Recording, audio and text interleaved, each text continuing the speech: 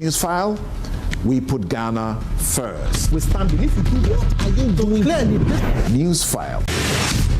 Everything has meaning, but not everything is as it seems. For every story told, there are versions of the truth.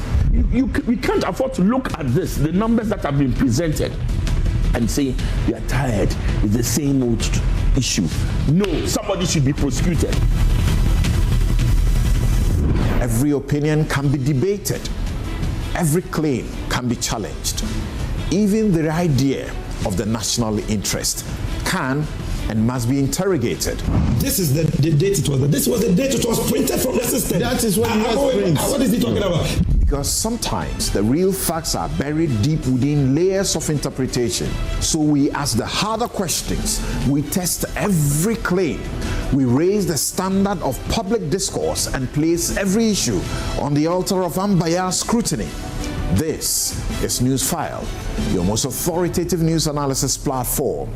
And here on NewsFile, we put Ghana first. We stand beneath you. What are you doing? Clearly.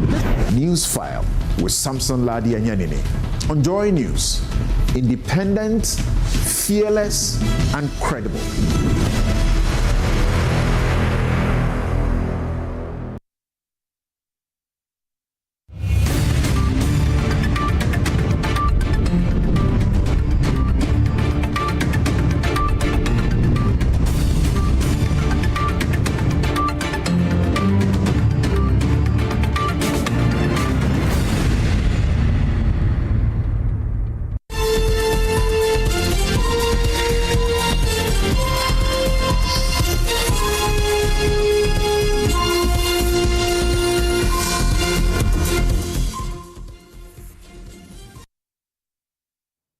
Hello and welcome to The Pulse. We're live from our studios at Kokomlemle in Accra.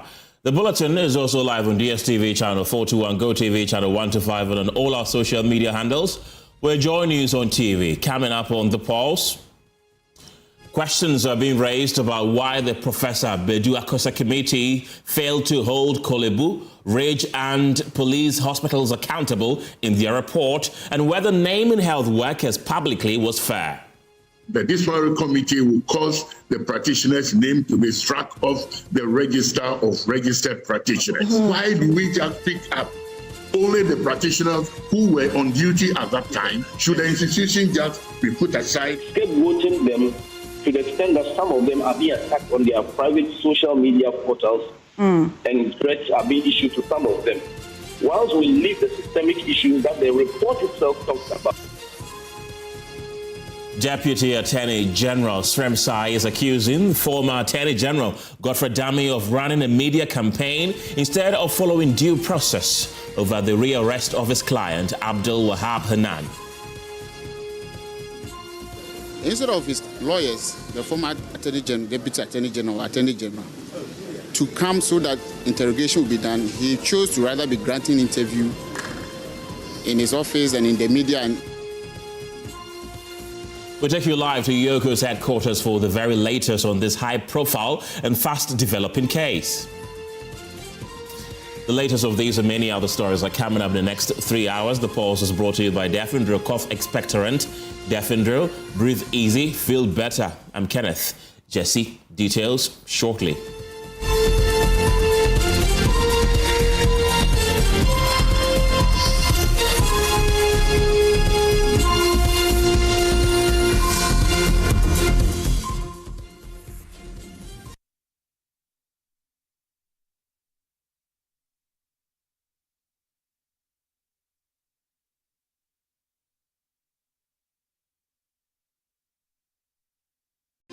Another week is here on the greatest of all time show. My name is Giovanni Clip, and tonight we're bringing you talent. Contestant number one, let's bring Baby Girl. Let's bring. You did it for you. Cut. Oh, there is a leakage. Where's the plumber?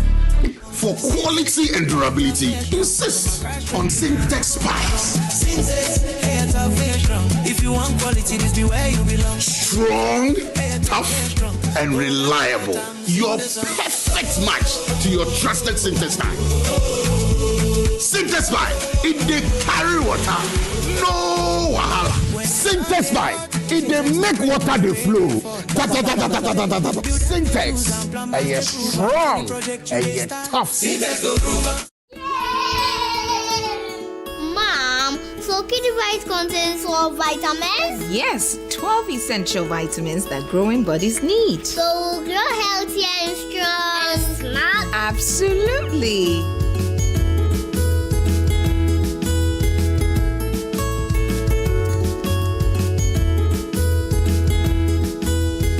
Kidivite Multivitamin Tonic contains all the essential vitamins and nutrients needed for the healthy development of children from age 1 to 12 years. Also available, Kidivite Multivitamin Drops for babies under 12 months. Grow strong, grow healthy with Kidivite. Distributed by NS Chemist Limited. This advertisement has been vetted and approved by the FDA. Hi, now let me share my wildlife experience with you at Safari Valley Eco Park.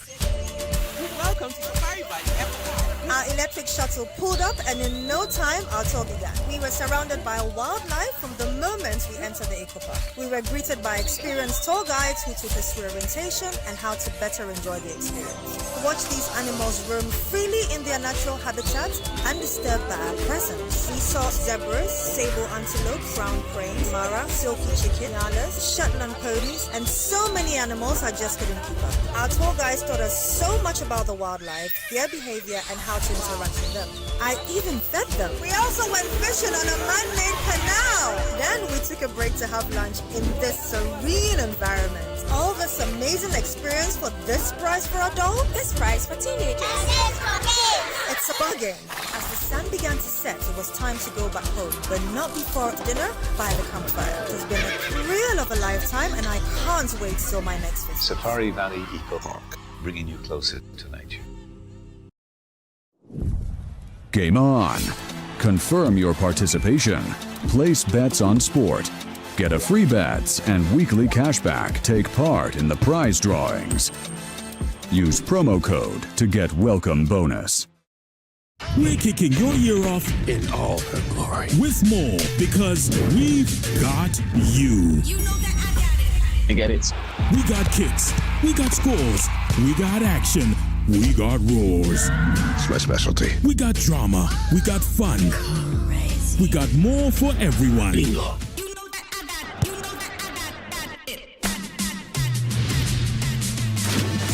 Come get it. Come get with us and stick with us too. And boom, there's an upgrade on us just for you. We got you. More channels, more shows, more reasons to stay. Perfect. For the fam, for the crew, more for you every day. Yes, we've got more of everything you need to start your year with extra joy. Thank you. DSTV, we've got you all the way. Ghana, get ready for the ultimate athletics show.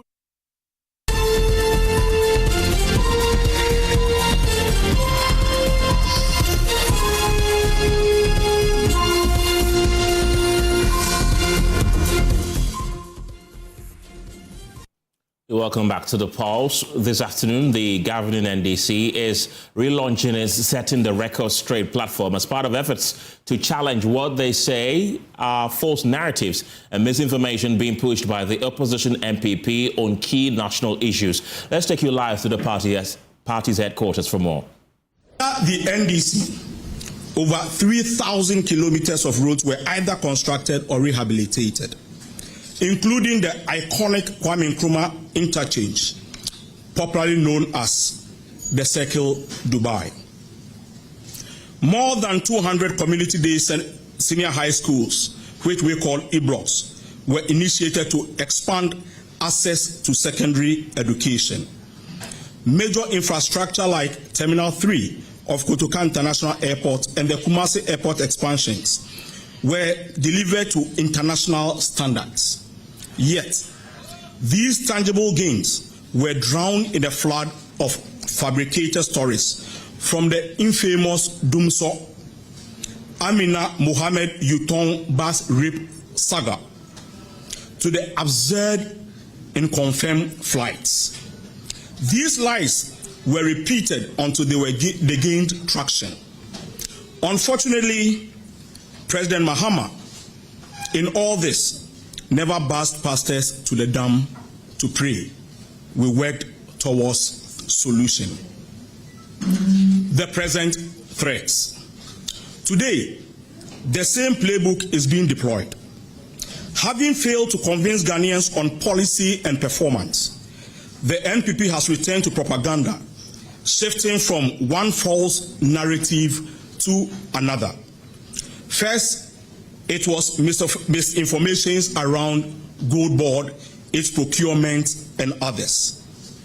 Now, they have turned their attention to Cocoa Board, attempting to incite cocoa farmers, the backbone of our economy.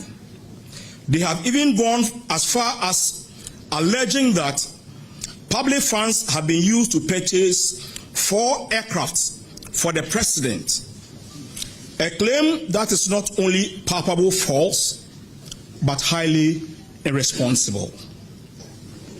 Also, the Bank of Ghana's 15 billion cedis commitment carried out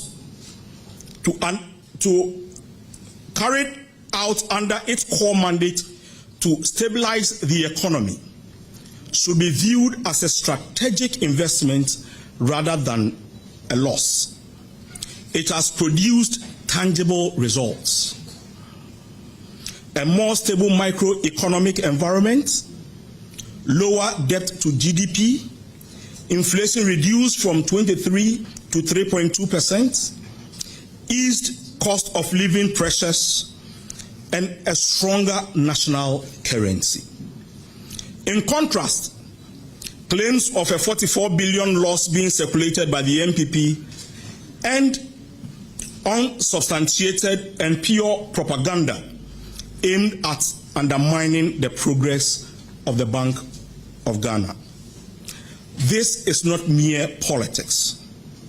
This is coordinated attempt to erode public trust. Again, why this platform matters. In a democracy, elections are not won by silence. They are won by credibility, trust, and constant engagement. The NDC government has, within just 17 months in office, taken decisive steps to stabilize the economy, restore investor confidence, and implement people-centered policies. But governance alone is not enough. Communication is governance. We commend the efforts of the Minister for Government Communication through the Accounting to the People series. However, political misinformation requires a political response, firm, direct, and unapologetic. That is why setting the record straight is back. Let this serve as both a notice and a warning. The NDC is not afraid of criticisms. In fact, we welcome constructive scrutiny. But we will not tolerate deliberate falsehoods, character assassination, and coordinated propaganda. Every lie will be confronted with facts. Every distortion will be corrected with evidence. We are committed to ensure that the Ghanaian voter is informed, not misled. Fellow Ghanaians, this is not about politics as usual. This is about protecting the integrity of our democracy. We have demonstrated through policy and performance our commitment to national development. We will match this with an equal commitment to truth. And to our appointees. I also commend all appointees for making the work of our communication team more effective. In government, the most challenging aspect of public communication is having to justify avoidable missteps. So far, we have avoided that, and we must maintain that standard. Let us remain united, stay grounded, and continue to honor the trust Ghanaians placed in us through their decisive mandate. Finally, on behalf of our national chairman, Honorable Johnson Asiedu Nketia, and our General Secretary, Honorable Fifi Fiavi Kwete, and all executives, I extend our appreciation to our regional, constituency, and branch executives for keeping the party cohesive through what has been a demanding period. As we undertake our reorganization, let us do so with discipline and unity, ensuring the process strengthens rather than distracts from our mission. From today, setting the record straight becomes a continuous, strategic, and uncompromising platform to kill Jandam and misinformation from the NPP. We will speak, we will correct, we will defend the truth every single day. Thank you very much. And let me also take this opportunity to inform you that the General Secretary will also be having a press conference next week to address the state of our reorganization. Thank you very much for your attention.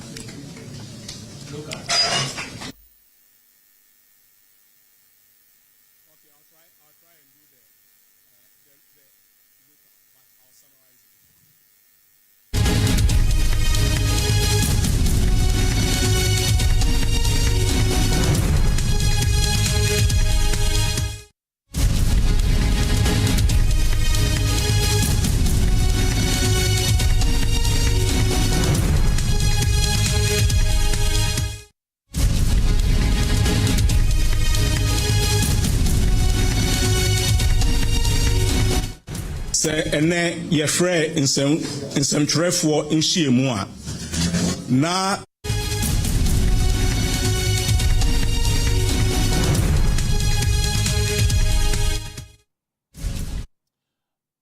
Right, so that is Godwin Akogam there. He is the Deputy National Communication Officer of the governing NDC, and he says that they are bringing back a show called Setting the Record Straight, where they say they are going to counter mis and disinformation, especially coming from the camp of the opposition NPP. He says that they do not want the NPP to control the narrative now. They want to speak directly to Ghanaians, and what they call Jandam, which they claim is false information, which is spewed by the NPP, will now be countered by the governing NDC. Right, and we have our correspondent Collins from Pond there, who will be bringing us more on that subsequently. But in the meantime, though, the Professor Ajiman Badu Akosa-led committee report is raising tough questions about who gets held accountable when a patient dies at the hospital, while the committee named 4 doctors and 3 nurses for negligence.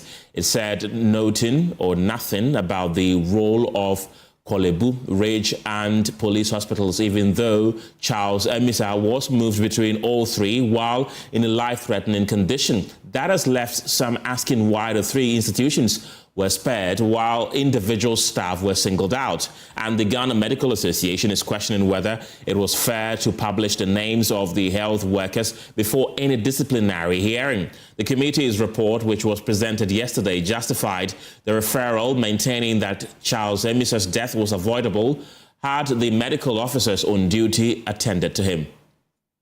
Again, Korle-Bu Hospital, there was no joy. In fact, he was moved on to go to UGMC, but the ambulance crew refused to move. And at 0030, 118 minutes later, patient was pronounced dead. And the pathology confirms a slow death from medical neglect. and was not from the instant trauma. What it means is that if at any of these facilities there had been medical intervention, Charles Amisa could have survived. Now, the key findings. Charles Amisa died of exsanguination, excessive loss of blood due to an upper right arm bone and soft tissue injury, causing damage to the axillary and brachial arteries and veins following a road traffic accident.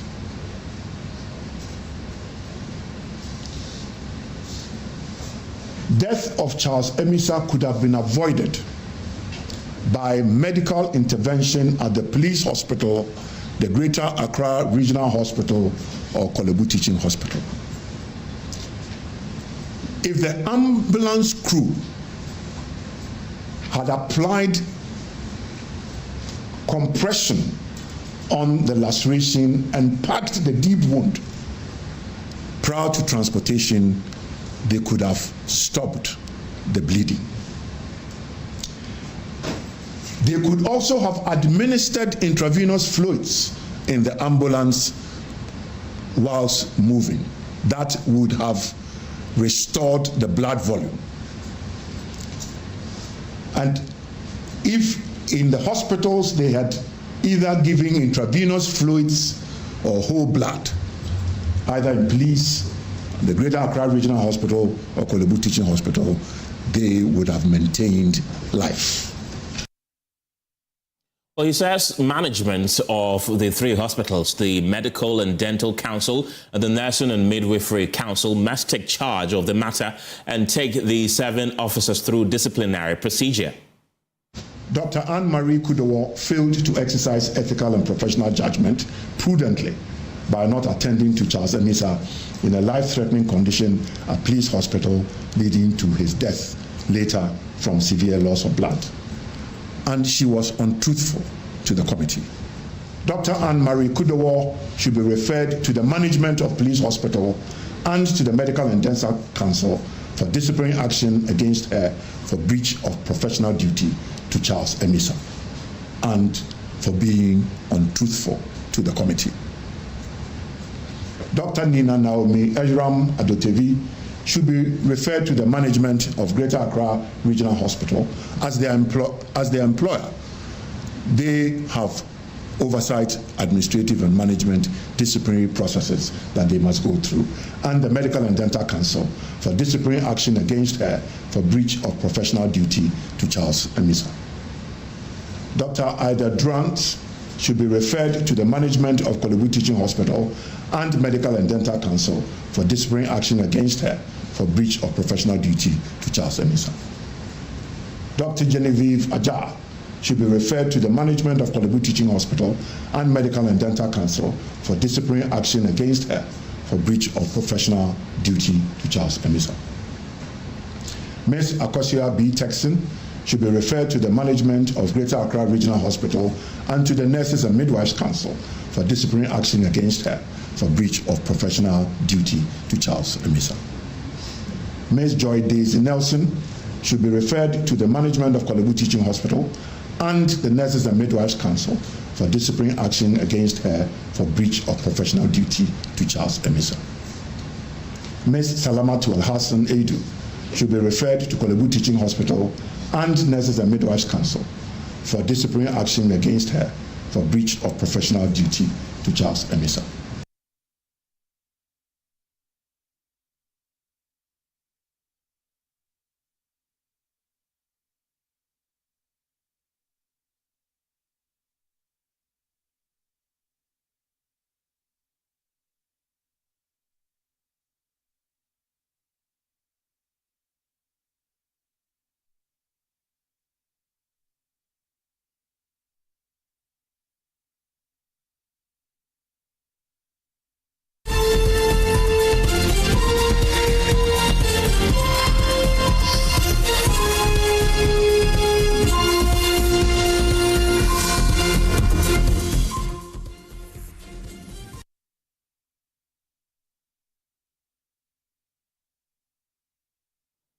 Well, these findings have since generated public uproar, with the critique now moving towards the committee's decision to take on the medical officers and leaving the hospitals off the hook. Listen to former registrar of the Medical and Dental Council, Dr. Korle-Bu. I mean, they went to the police hospital. We should be able to establish what are the protocols at the police hospital when a patient comes in. If the police hospital also really, because once you get into a hospital, the hospital owes you a duty of care. And if there is that breach of duty of care, and as I said, that breach really causes harm, then there is element of negligence. So the police hospital as an institution could also be held accountable. Then you go to the Greater Accra Hospital, the same thing happened. You go to Korle-Bu Teaching Hospital, similar thing happened. Why do we just pick up only the practitioners who were on duty at that time and want to hold them accountable? What is the situation in the institution that has put them? Should the institution just be put aside and we just hold the individuals accountable? In this case, my answer is no.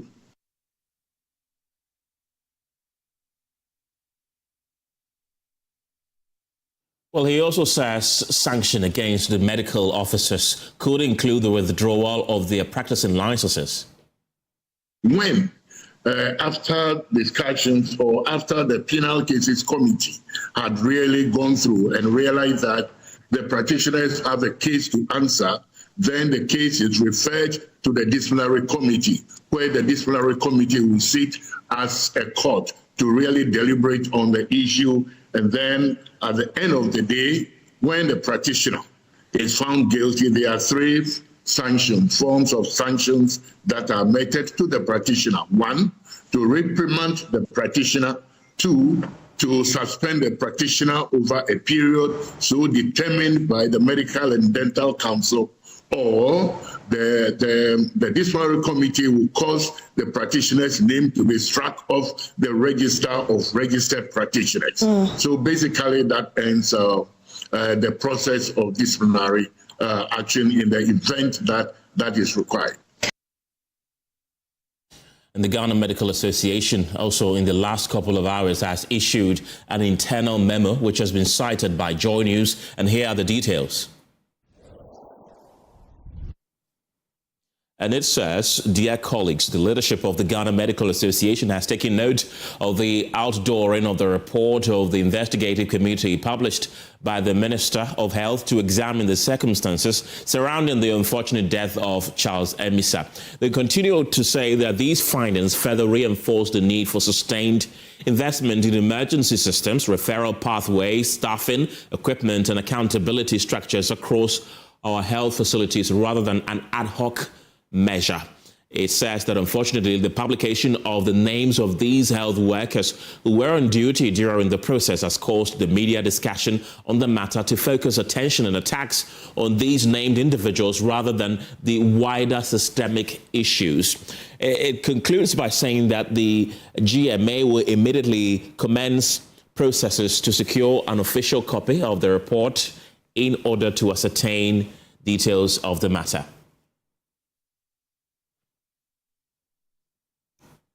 Let's get on to Zoom right now, and I've been joined by the General Secretary of the Ghana Medical Association. Welcome to the program. You've questioned the transparency of the report. Is it your position that the committee did not do a thorough job? Can you hear me?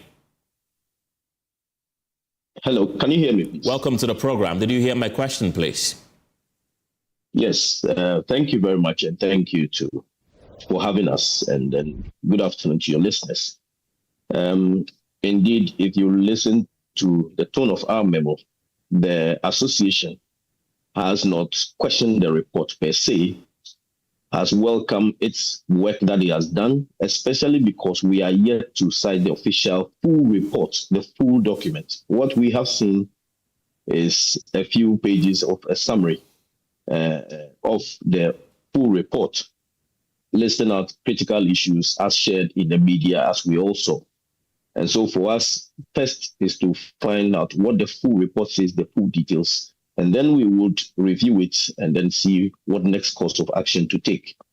What we have expressed worry about is the fact that, one, there seems out of 14 findings, including what pertains to the National Ambulance Service, including systemic findings, including what could be done pre-hospital, and then the need for investments to solve systemic issues.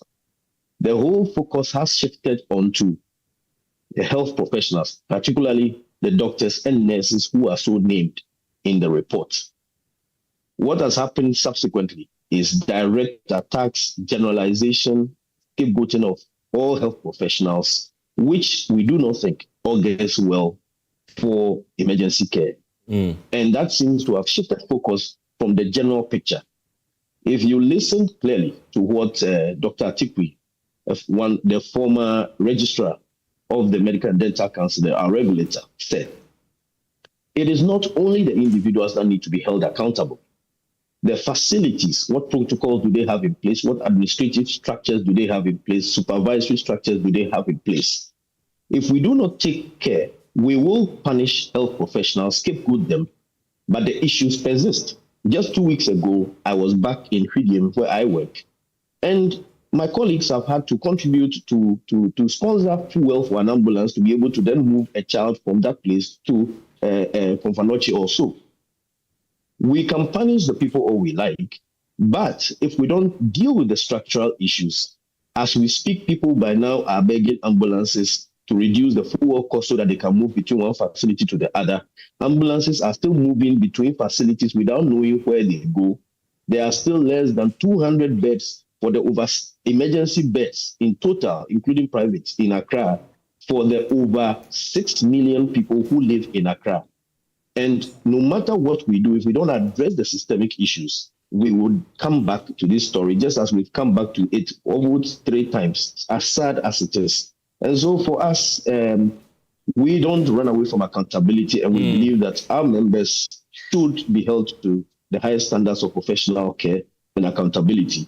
But we believe that what has been done, especially naming them out there, especially when we haven't gone through the full rigors of the disciplinary process as spelled out by the regulator, where we will now quantify the extent of what they may have done and contributed to what has happened, then moves to the disciplinary committee where they will now ascribe appropriate sanctions for the involvement in this matter before they would have opportunity to either appeal or etc. We are already putting their names out, crucifying them. Some are already receiving threats on their social media pages and direct messages to themselves. We think that bit was unfair, and we think that it would have been better proceeding without that aspect of it. The harm, as you put it, has already been caused. So what really do you want to be done? Well, what we are saying is, again, like I have said, let's stop the scapegoating. Let's look at what is necessary to be done on the systemic level. Their names are out already, which we find regrettable. We would, as an association, we have comments processes to provide psychological support to our colleagues. We also will provide the necessary support to them as they go through the processes, in the penal and disciplinary processes. But we think that there are 14 findings. If you go through the documents, for example, one of the first findings they talk about is the fact that if the ambulance service, the officers, were able to apply pressure and then also offer IV fluids, he may have survived as well. Right. We need to equip them with the necessary skills and equip them with the tools to be able to not only be a vehicle that moves from one place to the other, but as an extension of an emergency room where you can offer emergency care whilst waiting to be attended to in a formal environment. And so for us, these are things that we think we must look at. The emergency fund, which the committee also proposes, is needed just as yesterday than even today, because people are still paying and negotiating with ambulance service before ambulance can move between one facility to the other. We are waiting to also see the ministry launch the emergency command center and the national bed management system that we have heard about, which can ensure that before an ambulance moves from Fidium and goes to Kofanochi, or moves from Sapeliga to Zebila, or moves from Ho to wherever, they know that there's a bed available for that specific type of condition, that they are moving to that place to be managed, rather than moving to that place before you get to know. And then we are waiting to see the ramping up of emergency beds, the training, and of course, a reorientation of the health professionals. Largely, majority of health professionals are doing their best, and lumping them together, even if we assume the few have done wrong, may end up demoralizing health professionals, and we should not do that. Dr. Salome, there's a saying that with great power comes equal responsibility. You, of course, are defending your members for their names being put out, but there are also concerns that if it were to be something good that they did and their names were put out, you would have applauded them, you wouldn't have been raising these concerns. Because really, there are a lot of concerns about how medical officers' neglect and negligence often lead to the death of several patients across our various hospitals. Is this statement a subtle warning that if anything like that ever happens again, they shouldn't be named and shamed publicly as has been done? I'm sure you read our statement to our members quite clearly. And again, let me state for certainty that the Medical Association does not shield any member who conducts himself in an unprofessional manner. And once established, and if you go to the Medical and Dental Council, there are many medical professionals who are taken on, some are sanctioned, their license seized, as Dr. Cttee has mentioned. I'm sure you don't cover those, and you don't see us in the media defending anybody. What I'm saying specifically is that we must find a fine balance between holding people accountable. Like you said, with great power or responsibility comes accountability.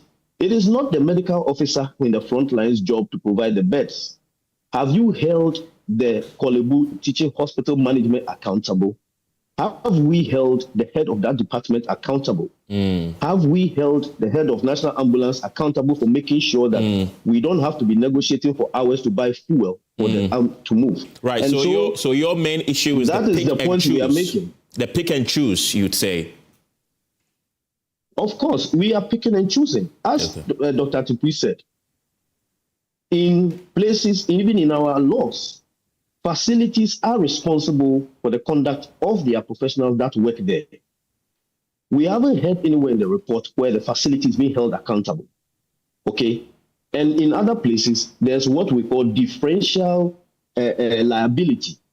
When certain incidences occur, they will check and see, are there protocols? Are there administrative procedures? Are there checks and balances that the facility has provided? Training, adequate training and supervision has been provided. And then, if these are not there, they may even award part of the claim against the facility and then a part of it against the practitioner. And so we are saying that when we build systems, and that is best practice these days, to move away from just punishments and sanctions regimes to systemic quality improvement initiatives, so that even if it is the devil who comes within the system, he will be forced to do the right thing. If the alternative is that if we just keep punishing, like I have said, we can punish 100 doctors today, but that doesn't stop the fact that the ambulance does not have fuel to move between facilities. That doesn't stop the fact that there are barely 200 beds that are always available to take care of emergencies within the country, within Accra. And that doesn't stop the fact that certain attitudes may not change. And that is why we are asking for a holistic approach. And this does not and must not be misconstrued to mean that we are defending anyone. We have said, let them go through the processes. So far as the process is fair, just, and equitable, you will not even hear GMA say we are defending anyone once the person is proven to have misconducted himself. We are just saying, let them go through the processes, and whatever wrong is found, the necessary sanctions can be applied. But don't leave the facilities out Else, we will continue having this and we'll continue scapegoating and nothing will really change. We'll come back and discuss this just as we've discussed multiple incidents over the years. Dr. Richard Salome, thank you very much. This is General Secretary of the Ghana Medical Association. And as we all have become aware, this is not the first time a no-bed syndrome has led to a patient and similar investigations being done. And my colleague James Aveji is joining me in the studio with details of more of this. And James, first, how many of such cases have we been able to identify as a result of no-bed syndrome leading to the death of somebody in the last decade? Yes, Ken. So we've been tracking this, and in the last decade, we've recognized a number of no-bed syndrome rejections. But our focus now is on which ones have led to death situations, and we tracked at least 5 of those, and most of them are similar in nature. You could see them repeating one after the other. The first one was in 2018, where Prince Antonio Poku Champong, who was a 70-year-old man, died at the Lekma Hospital in 2018. Before he died at the Lekma Hospital, he was referred to 7 separate hospitals, and the Lekma Hospital was the 7th out of the hospitals he was rejected at.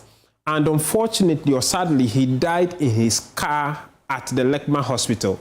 A number of issues happened, which I'll talk to you about later when we come back to this issue, because he also had a huge national attention and also had the institution of an investigative committee by the Ghana Health Service who looked into the case. And I also tell you about the recommendations of that particular committee at the end of their work and whether something has happened out of that.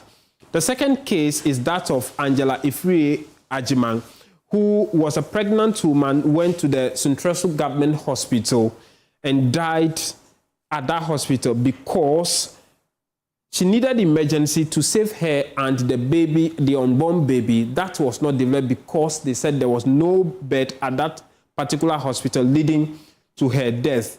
Then was the third incident, which happened in April 2015.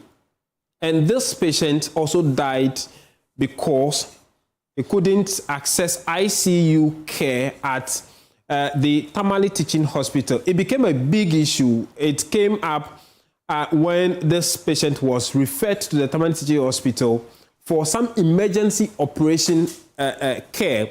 The Tamale Teaching Hospital at the time said the beds in the ICU at the time, which were 4 beds, were occupied, and there was no space even at the emergency ward to take care of him. The back and forth, by the time the nurses could get a place to treat him, the gentleman had died. It led to an agitation. The whole community thronged to the hospital, led to an agitation. It even had the health minister, the current health minister, Kwabena Minta Akando, traveling all the way from Accra to the northern region. And there was a back and forth between him and the medical director of the Tamale Teaching Hospital. And he alleged negligence on the part of the doctors. The GMA who just spoke to us described that incident as a harassment of the medical director of the Tamale Teaching Hospital. It led to the back and forth. There was an industrial action. The GMA, the doctors, they had to go on strike. They had to send some equipment before they came back, resume work at the Tamale Teaching Hospital. The fourth incident, which has brought us to this conversation now, is Charles Emesa, whose incident occurred in February of 2026. The final report, which we are talking about, some 3 months later, which the last one occurred just a week ago in the late April 2026, where a pregnant woman went to the Kaswa hospital, the mother and child hospital there, also needed a cesarean session for delivery, but the managers or the officials there say that they do not have bed at the recovery unit where she will be sent after that cesarean section and giving birth. And so they hesitated in attending to her, and eventually that pregnant woman and the unborn child died just a week ago at Kaswa. So those are the 5 incidents we've tracked so far in terms of this quote and unquote medical negligence resulting from no bed at our hospitals in the country.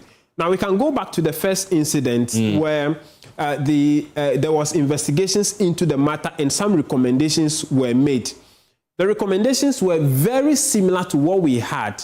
The first one was that there was a directive, and that committee which investigated the matter was instituted by the Ghana Health Service. And Ken, interestingly, the head of the Ghana Health Service at the time was Dr. Nsia Asari, who later became the advisor to the president on health issues.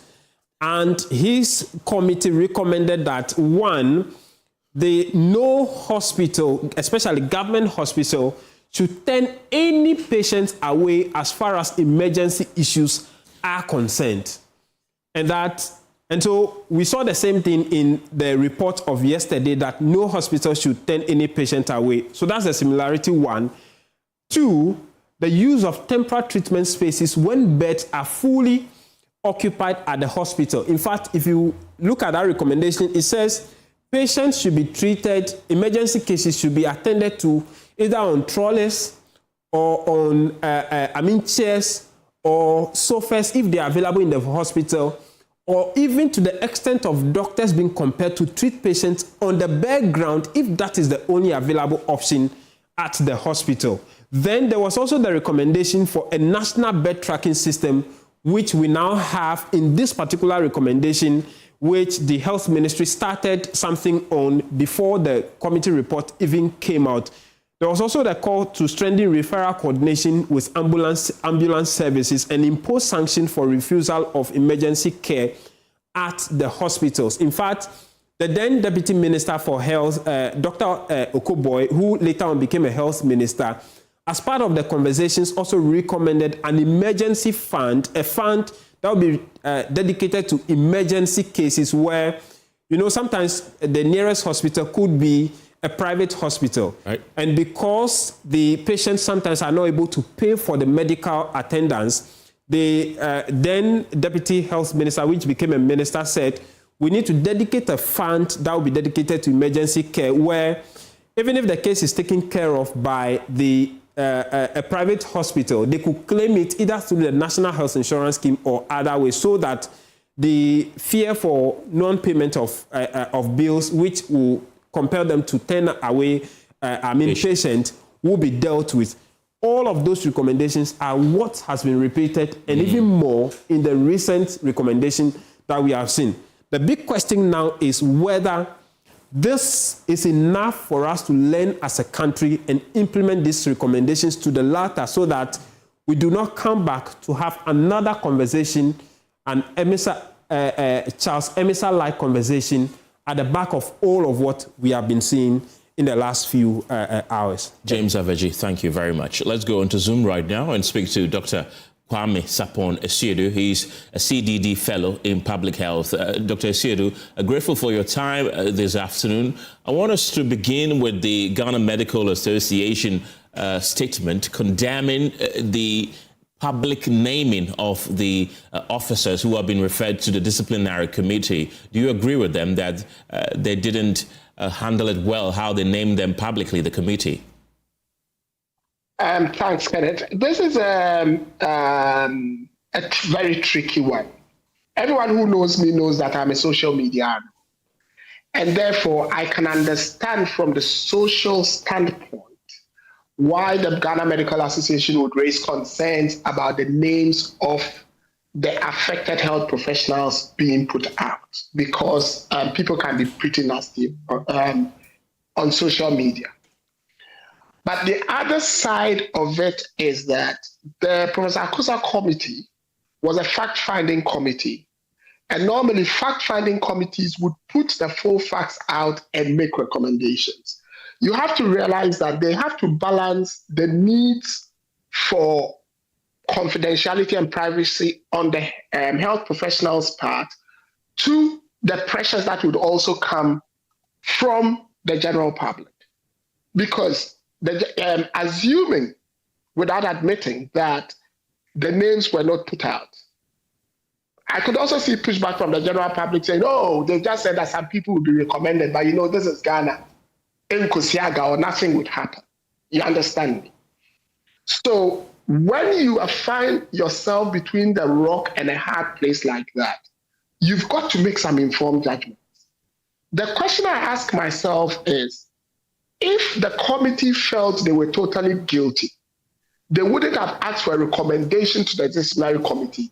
When someone asks for a recommendation to a disciplinary committee, then in their view, they think they have enough evidence to suggest culpability. And I did speak to you earlier, and I said that is a standard litmus test in health. It's called the Bolam test, which has existed as far back as 1957. It's a medical legal terminology, which simply asks a simple question. Would a competent health professional with a minimum level of expertise have acted in a similar way to the actions of the health professionals in question? If the answer is no, then a straight referral is recommended.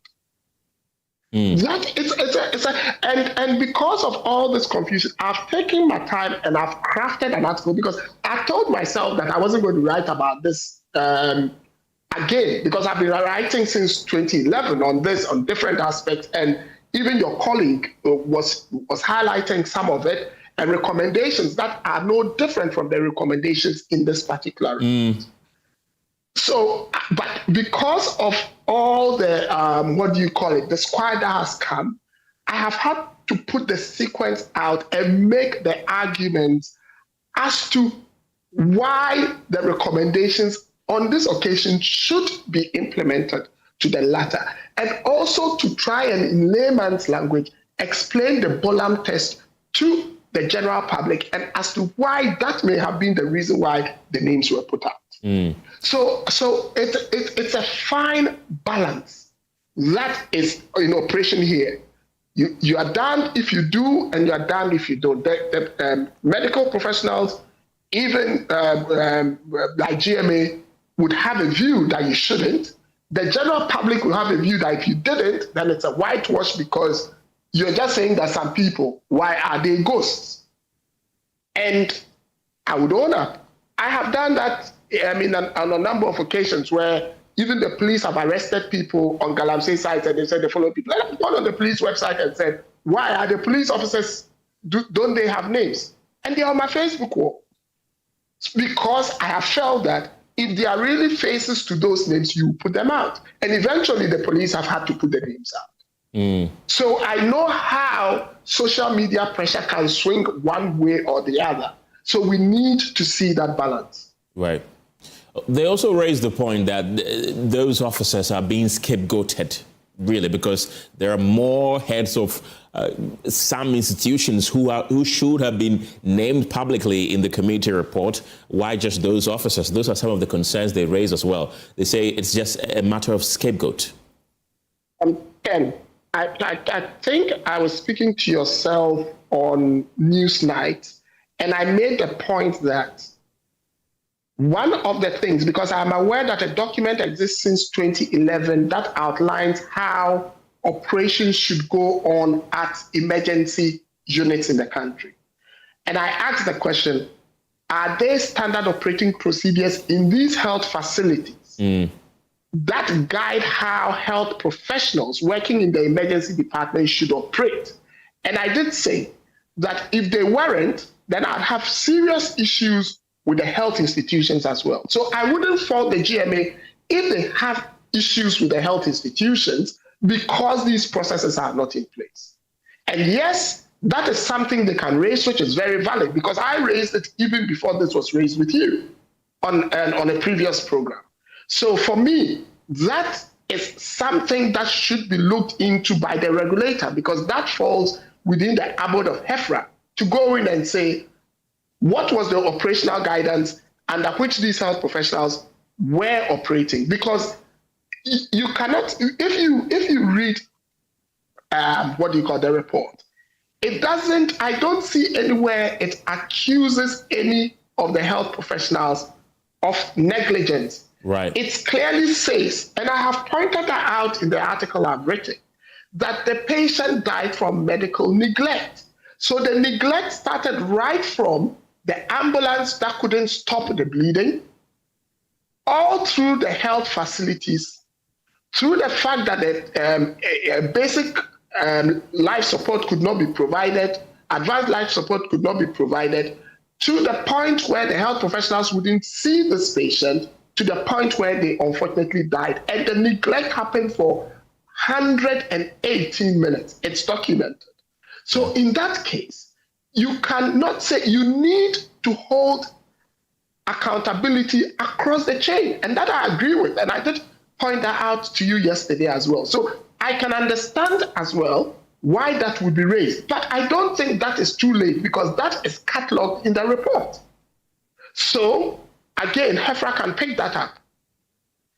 The regulators of the, what do you call it, the National Ambulance Agency can pick it up. Is it a training issue where the people haven't been given adequate training to be able to provide these services to the Ghanaian public? So there are a lot of questions, and that is why I keep saying that if you zone down on the recommendations of the people who have to go to their institutions or to their disciplinary committees, you miss the point of the report. For me, that is not the story. The story is the sequence of events that were totally avoidable because there's a similar report in existence from as far back as 2017, 2018 that wasn't implemented. To the fact that we are having the same conversations and the same recommendations are coming out. That for me is the story. Right. I mean, I was baffled when my colleague was running us through that recommendation. And really, that is the exact same recommendation that has been rehashed today. Well, that's the point I was making. And that is why in 2021, when the ambulances were coming, some of us were very strong that just buying one ambulance for each district or each constituency would not solve the problem, because the underlying guidance from how emergency systems should run in the country, which was altered in 2011, to the recommendations of that report that you're referring to, had not been implemented in full. So the ambulances were just peppering over the cracks. And we now have a situation where we are told that the ambulances were brought in, but the technicians who are in the ambulances do not have the skill mix to provide you with the service required in those ambulances. Interesting. That's a whole lot of mess, if you ask me. But thank you very much, Dr. Kwame Asiedu-Sapon. He is a CDD fellow in public health. Well, if you are a medical professional and you're tired of the work, resign. That's the call by the chairman of the Health Committee of Parliament, KET, Nawani Mark. He made the remarks after the committee set up to investigate the death of Charles Emisa presented its findings to the committee. During the presentation, the chairman of the committee, Badu Akosa, recommended disciplinary action against several health professionals for breach of professional duty to the deceased. He added that Charles Emisa's death had nothing to do with unavailability of beds as initially reported. And you have a duty of care professionally and ethically to any sick person that is brought to you. The nurses failed to triage, because if they had triaged properly, they would have noted that this patient was red and therefore at severe risk. So the inability to do that, of course, compromised everything else. And of course, as far as the doctors were concerned, again, it's a breach of the duty of care. The patient is brought to you, and we say this all the time. If you go to a mall and somebody collapses, you will not say there's no bed, so you're not going to stabilize the person. You will do what it is that you have to do, and call for an ambulance to pick the person, but at least you would administer first aid. And we think that should become the norm. If the patient, Charles Emisa, had been triaged in all the 3 hospitals, he would have been marked as red and therefore needed immediate care. And that is what happened. So as far as the nurses were concerned, their inability to triage the patient, was a failure of professional duty. As far as, let's go to the lack of formal handing over procedures and the lack of proper chain of command interaction. On the ambulance, there were emergency medical technicians and there were senior emergency medical technicians. It appears as if once you get to a hospital, one person goes to the triage center and requests that they brought an ambulance. They should come and pick the patient. There was nothing like. Well, the chairman of the Health Committee, Makket Nawani, also commended the committee for identifying and publishing the names of the doctors involved and urged health professionals who are willing to work to do so ethically or resign. At the site of injury, you just say go away. I'm not talking about hospital. The site of injury, you go and see somebody being injured. I mean, this is an external one that you can see. This is not internal bleeding. You can see the external. I believe so.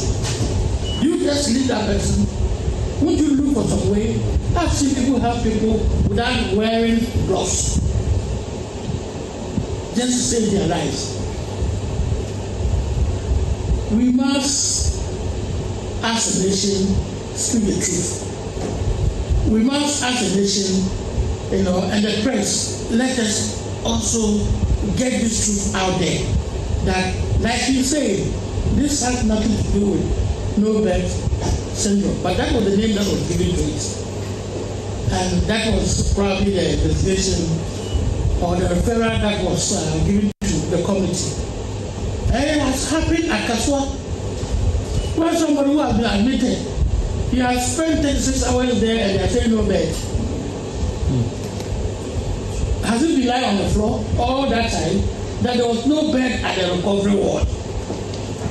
Do you need to do a cesarean section and send the person automatically or compulsorily to a recovery ward? We have all practiced, possibly in Accra and out of Accra. I think Prof. Dr. Huno will tell you what he used to do when he was at the periphery, so far as the young sections are concerned. The bed that you lie on, you can be operated and brought back to that same bed. And only few people might have to remain at the recovery ward. And even with that, those procedures can be carried out once you are in the ward. And so I want to thank you very much. Yesterday I did not listen to this live, but when I came, I Googled, went to YouTube, and tried to listen to whatever was coming out. And immediately we started and mentioned medical negligence, and even started coming with names. I said, thank God, this is a step forward. This is a step forward. From health, let's take you to the court now, where the Deputy Attorney General, Justice Sremsai, has pushed back against former Attorney General Godfrey Dame over claims that Abdul Wahab Hanan was denied access to legal counsel, describing the allegations as false, baseless, and calculated to mislead the public. In a rare interview granted to the press at the premises of the High Court here in Accra, Justice Sremsai accused Godfrey Dame of abandoning due process in favor of what he described as a media campaign, insisting the former Attorney General chose to be jumping from one media house to the other instead of engaging Yoko officials directly over the rearrest and fresh charges against his clients. He shouldn't be too dramatic about this. I spoke with him in the courts on Hanan in particular, and he made some requests, some of which have been granted, others may be granted in the future, and others have been refused.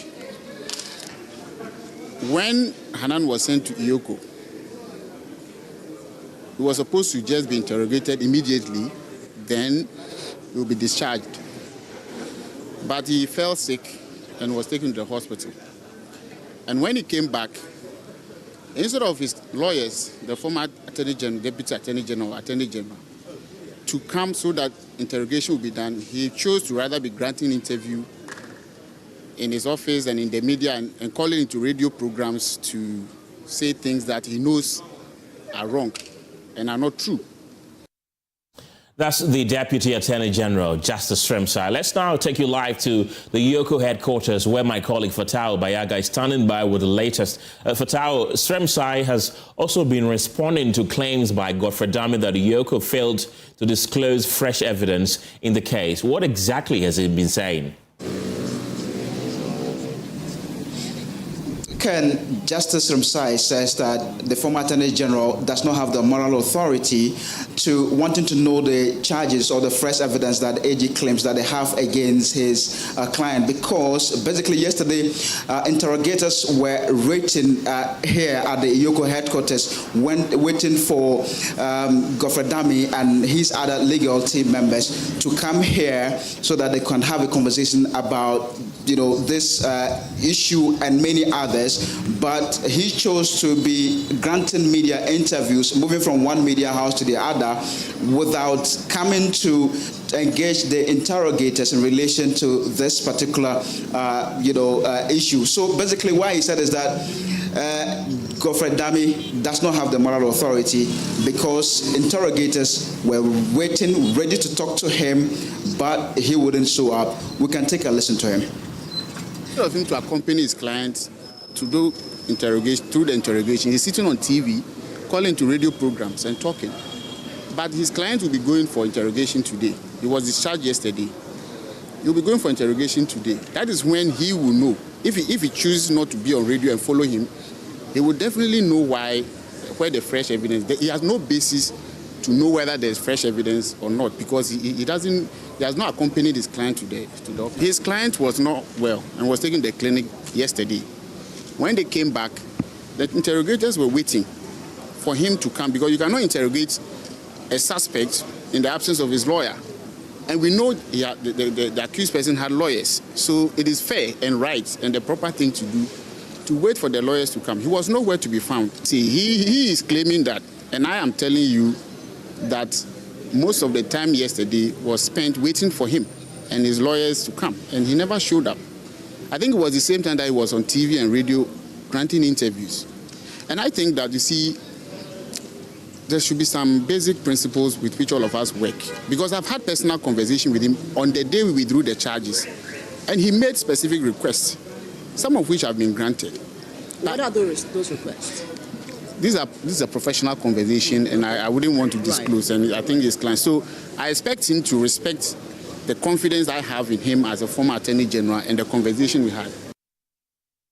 Fatao, Sremsai also appeared visibly disturbed by comments made by the former Attorney General regarding judges handling the Attorney General's cases.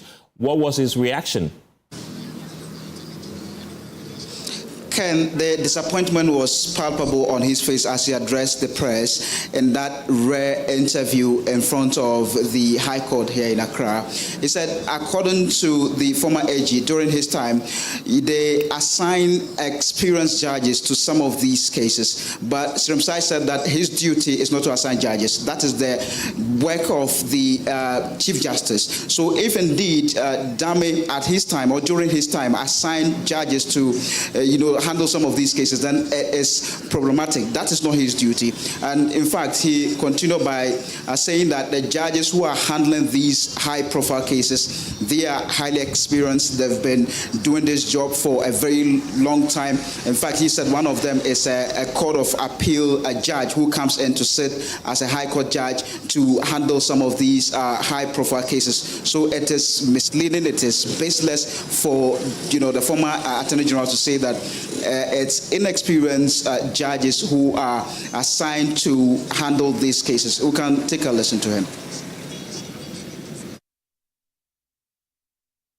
He said their time they used to assign cases to, what was this?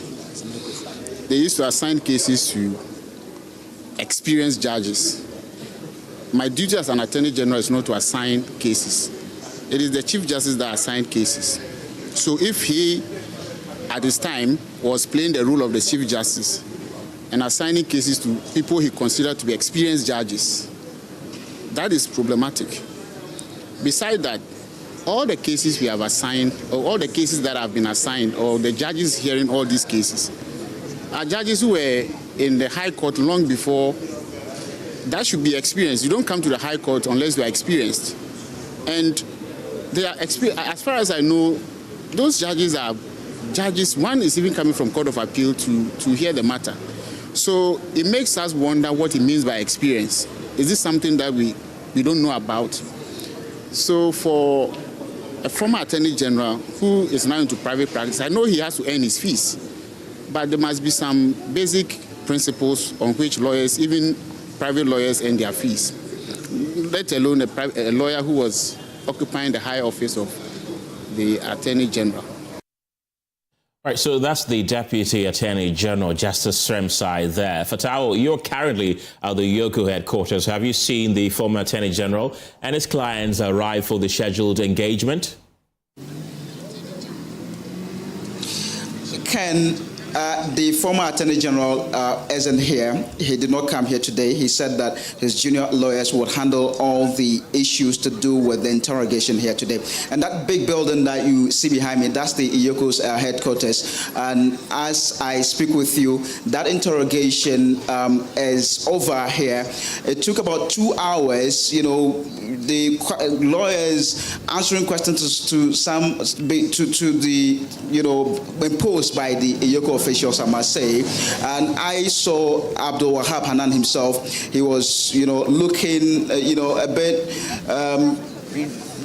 relieved, if I may put it that way, clad in an African print. He was smiling and making calls all over. His wife, herself, Faiza Winnie, clad in a white attire, also, monitoring or, engaging some of the lawyers here. So that engagement is over. But one thing, they will not talk to me on record, Ken, but they said that the allegations made by the Deputy Attorney General that they were not here yesterday is a palpable false. Yesterday they were here from morning. They were waiting to get access to their clients, but the Yoko officials here allegedly declined that opportunity. And in fact, according to them, some of the officers here told them that it is an order from above that they wouldn't have access to their client or engage anyone. So it was later in the day that they had calls that they should come and that their client had been granted bail around 7:45 p.m. So they've been responding squarely to some of these allegations made by the Deputy AG. So Ken, at the moment, the conversation is over. They said that the Yoko officials said they would call them again for a further conversation. But one interesting thing that I wanted to hear from them was to know whether they were told about the fresh evidence that the AG, strongly or vehemently spoke about the last time.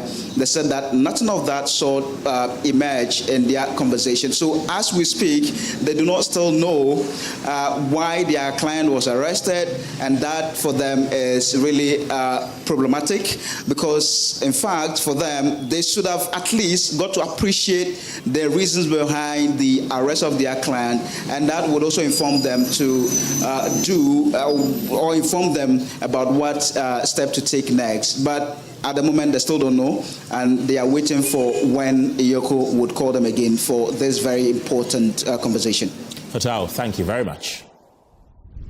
You're still watching The Pulse here on Joy News. We'll take a quick break. We'll be back with more.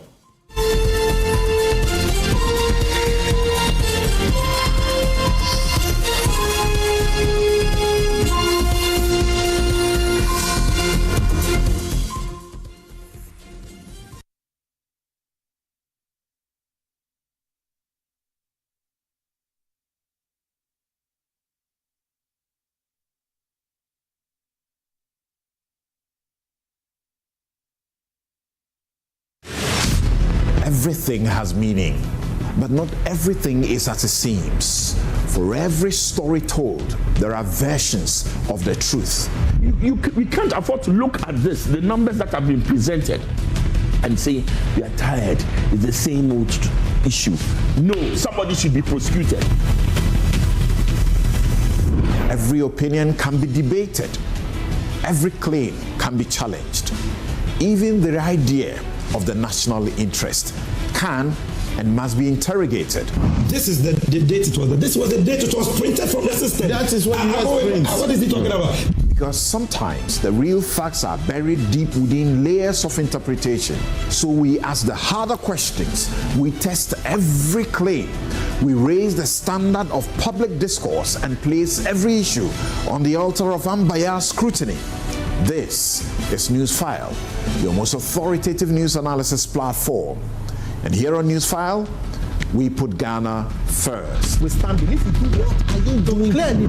NewsFile with Samson Ladi and Yanini. On Joy News, independent, fearless, and credible.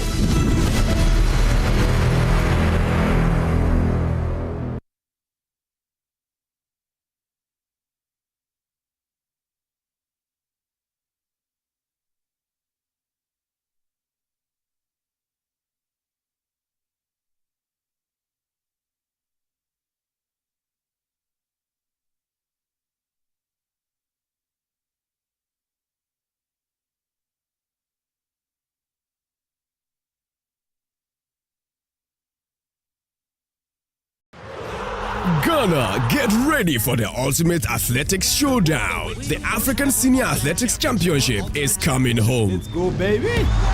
Live at the University of Ghana Sports Stadium, Legon. Watch Africa's finest take center stage from Kenya, Nigeria, Botswana, South Africa, Zambia, and many more elite athletes from across the continent. And flying the flag high for Ghana, Benjamin Azamati and Samino Abdul Rashid. This is African excellence on full display. Don't miss it.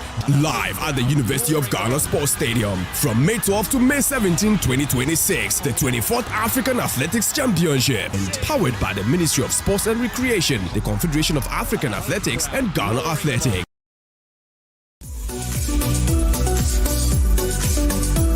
Across Ghana, in communities big and small, ordinary people are doing extraordinary things. This is the Joy News Impact Makers Awards 2026, celebrating those who are changing lives, shaping futures, and building hope. From Bimbila in the northern region, Faith Jakbasu is transforming classrooms through innovation, inclusive learning, and life-changing initiatives for students, teachers, and vulnerable communities. From Aflao in the Volta region, Felix Akakpo is building schools, supporting students, and investing in the future of an entire community. In health, from Winneba in the central region, Amos Ando is turning his personal battle with sickle cell into a national movement for awareness, prevention, and policy change. From Nkwanta in the Oti region, Bless Lantam is delivering life-changing healthcare to hard-to-reach communities, even in the face of conflict. From Insawam Edwardri in the eastern region, Antonio Say is restoring mobility, dignity, and opportunity through prosthetics and outreach across Ghana. From Adenta in the Greater Accra region, Valerie Ajatia is empowering amputees with hope, rehabilitation, and the courage to rebuild their lives. From Anyanui and Noga in the Volta region, Reverend Christian Valeto is rescuing, treating, and reintegrating neglected mental health patients back into society. From Akuse in the eastern region, Alberta Aite is mentoring, educating, and empowering over 1,000 girls to dream beyond limitations. From Breku in the central region, Isabella Akwabwa fighting period poverty and equipping women and girls with skills for independence. In Wash, from Sirigu in the Upper East region, Dr. Anthony Akunzule is improving livelihoods through clean water, education, and economic opportunities for women. From Akache in the Volta region, Senior Bomita is transforming communities through schools, clean water, healthcare access, and youth empowerment. And for the Corporate Partner Award from the Cape Coast Youth Development Association, Foundation is empowering thousands of young people through education, skills training, and community development. These are not just finalists. These are change makers. They are nation builders. They are Ghana's true heroes. Joy News Impact Makers Awards, celebrating ordinary people making extraordinary impacts. Who takes this home? The 2026 Joy News Impact Makers Awards is brought to you by Ghana CEO Summit, a decade of leadership impact. Labadi Beach Hotel, Ayuda, Ghana's #1 services app. Abakun, Services Bebre, New Crystal Hospital, growing in good health. Sulas Enterprise, where quality meets affordability. Water Aid Ghana, change starts with water. Ghana Chamber of Mines.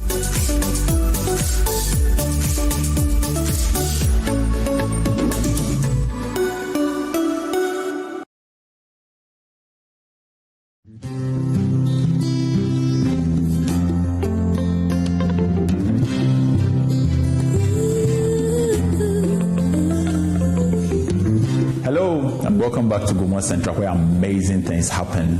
And after Easter, there is something big that is happening in Gomwa Central, and this is Mommy's Day Out. This Mother's Day on the 9th of May 2026, something amazing is happening at the Crown Forest Resort. At Crown Forest, you will get to see the zebras, the giraffes, the antelopes. You get breakfast and lunch, and trust me, it is a buffet. Eat as much as you want at Crown Forest before you leave Gomwa.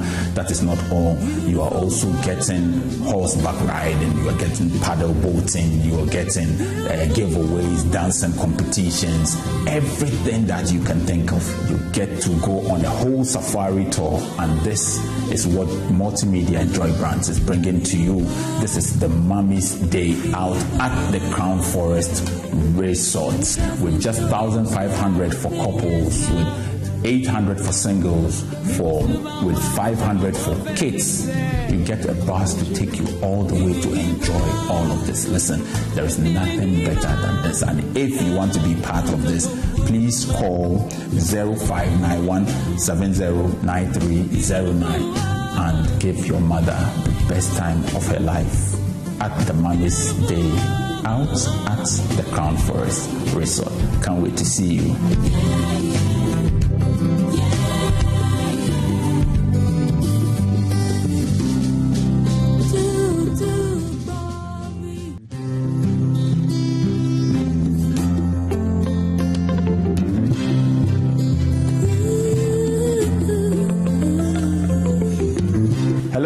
Welcome back to Gomwa Central, where amazing things happen. And after Easter, there is something big that is happening in Gomwa Central, and this is Mommy's Day Out. This Mother's Day on the 9th of May 2026, something amazing is happening at the Crown Forest Resort. At Crown Forest, you will get to see the zebras, the giraffes, the antelopes. You get breakfast and lunch, and trust me, it is a buffet. Eat as much as you want at Crown Forest before you leave Gomwa. That is not all. You are also getting horseback riding, you are getting paddle boating, you are getting giveaways, dancing competitions, everything that you can think of. You get to go on a whole safari tour, and this is what Multimedia Joy Brands is bringing to you. This is the Mommy's Day Out at the Crown Forest Resort, with just 1,500 for couples, with 800 for singles, with 500 for kids. You get a bus to take you all the way to enjoy all of this. Listen, there is nothing better than this, and if you want to be part of this, please call 0591 709309 and give your mother the best time of her life at the Mommy's Day Out at the Crown Forest Resort. Can't wait to see you.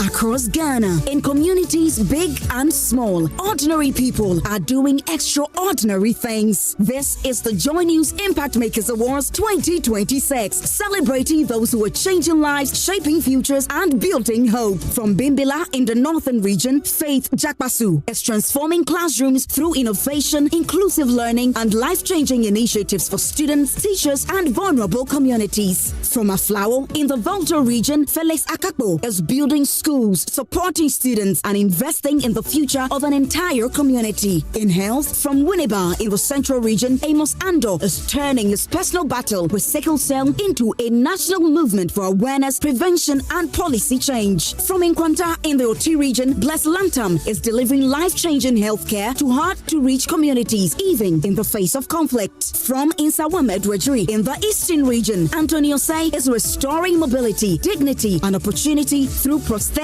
and outreach across Ghana. From Adenta in the Greater Accra region, Valerie Ajatia is empowering amputees with hope, rehabilitation, and the courage to rebuild their lives. From Anyanui and Loga in the Volta region, Reverend Christian Valeto is rescuing, treating, and reintegrating neglected mental health patients back into society. From Akuse in the eastern region, Alberta Aite is mentoring, educating, and empowering over 1,000 girls to dream beyond limitations. From Singabreku in the central region, Isabella Akwabwa fighting period poverty and equipping women and girls with skills for independence. In Wash, from Sirigu in the Upper East region, Dr. Anthony Akunzele is improving livelihood through clean water, education, and economic opportunities for women. From Akache in the Volta region, Senyor Bomita is transforming communities through schools, clean water, healthcare access, and youth empowerment. And for the Corporate Partner Award from the Cape Coast Youth Development Association is empowering thousands of young people through education, skills training, and community development. These are not just finalists. These are change makers. They are nation builders. They are Ghana's true heroes. Joy News Impact Makers Awards, celebrating ordinary people making extraordinary impact.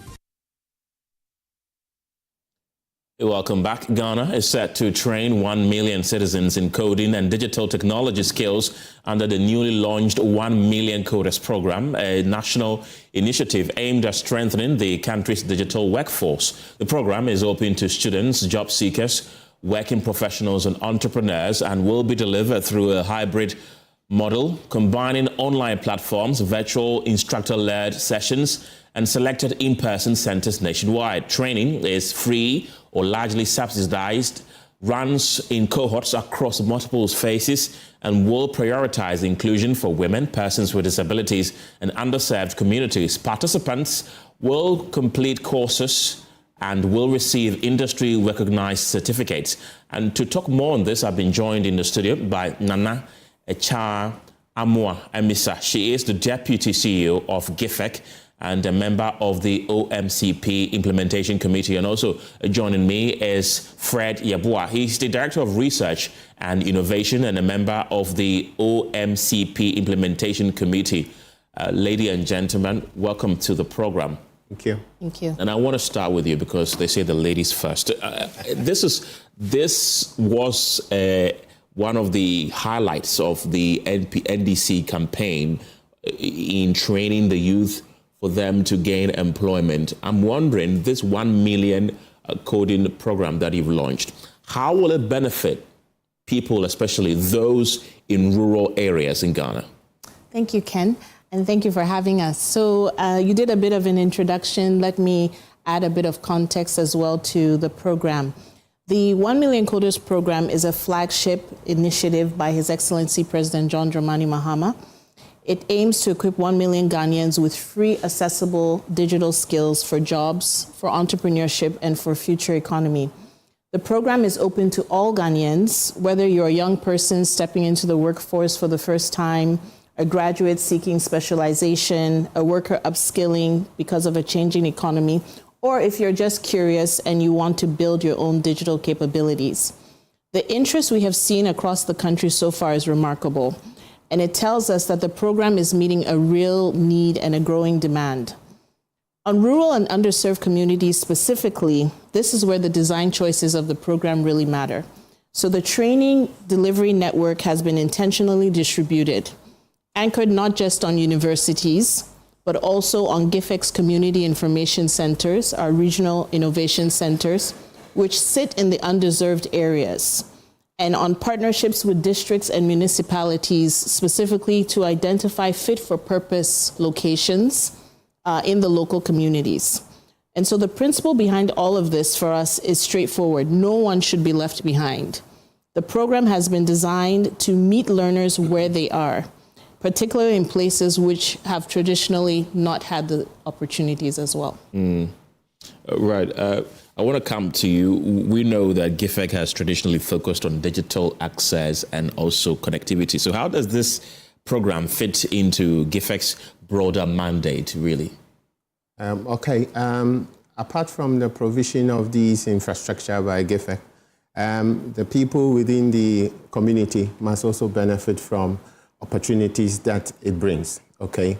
And one of these opportunities can also be found from the 1 Million Coders program, where we have variety of courses, okay, from 12 different categories, okay, where people can have access to these opportunities, learn, and be able to acquire skills for future of work. During the pilot phase, there were some few challenges, okay?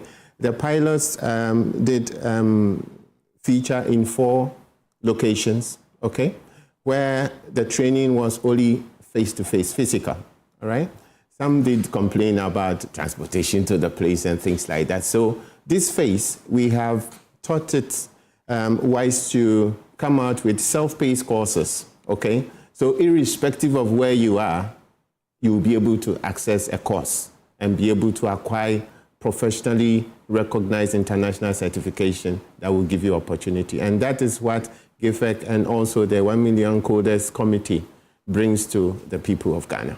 I take it to mean that by the name 1 Million Coders Program, you are seeking to enroll 1 million people onto it, correct? That is correct. How many people have so far been enrolled onto it? Okay, so let me start from maybe the pilot phase, okay? The pilot phase, we wanted to train around 500 people just to test the system and see. But within 48 hours of rolling out the platform, we received 90,150 applications. At the time of launch, when His Excellency the President was launching the program, we had 77,000. So really, you know, many people are interested in this, and we believe that it is something that is going to make an impact. Nanaya, you wanted to say something. Yes, I was just going to also touch on the question around where this really aligns with GIFEC. And GIFEC, you know, has always been focused on universal access and providing last mile digital inclusion. And so the 1 Million Coders program fits naturally within our broader work. We've already talked a bit about it, but for us specifically for this program, we are bringing that physical infrastructure to enable the opportunity for the training. Fred, you talk about the piloting phase. Are you still within the piloting phase, or you? No, pilot was done last year. So the phase 2 is what we are in now. That is the national rollout. But it's being rolled out in, you know, phases. So currently we are rolling out in about 158 centers nationwide in every region. Okay. We are now also enrolling some of the universities, okay, as well. And what's the timeline? You're looking forward to enrolling 1 million people. What's the timeline? Per the assignment that was given to the committee, we are supposed to achieve this target by the end of 2028. Okay. We know that, Nanaya, cybercrime and all these things are on the rise. People using the internet to dupe people, romance scam, a whole lot of bad things done through the internet. How do we ensure that these people that have been trained as coders do not misuse this opportunity to venture into such acts? Yeah, so this has actually been reflected directly into the program's curriculum. So cybersecurity and data protection are key areas alongside the artificial intelligence and software development as specific courses. Some specific ones particularly are around certified cybersecurity professional, certified data protection supervisor. And at the institutional level, the Data Protection Commission has been involved, consulted and actively involved in the execution of the program. And so it's not just from a course point of view, but also just in the design, ensuring that ethical and responsible use of technology plays a big role. We have several ICT and digital centers. How is the 1 Million Coders program going to ensure that there's not a duplication of things that are already in the system? Yeah, so this was a deliberate design choice from the start. Rather than building parallel structures, the program is coordinated across several different agencies and institutions already working in this space. And so I've already mentioned Data Protection Commission.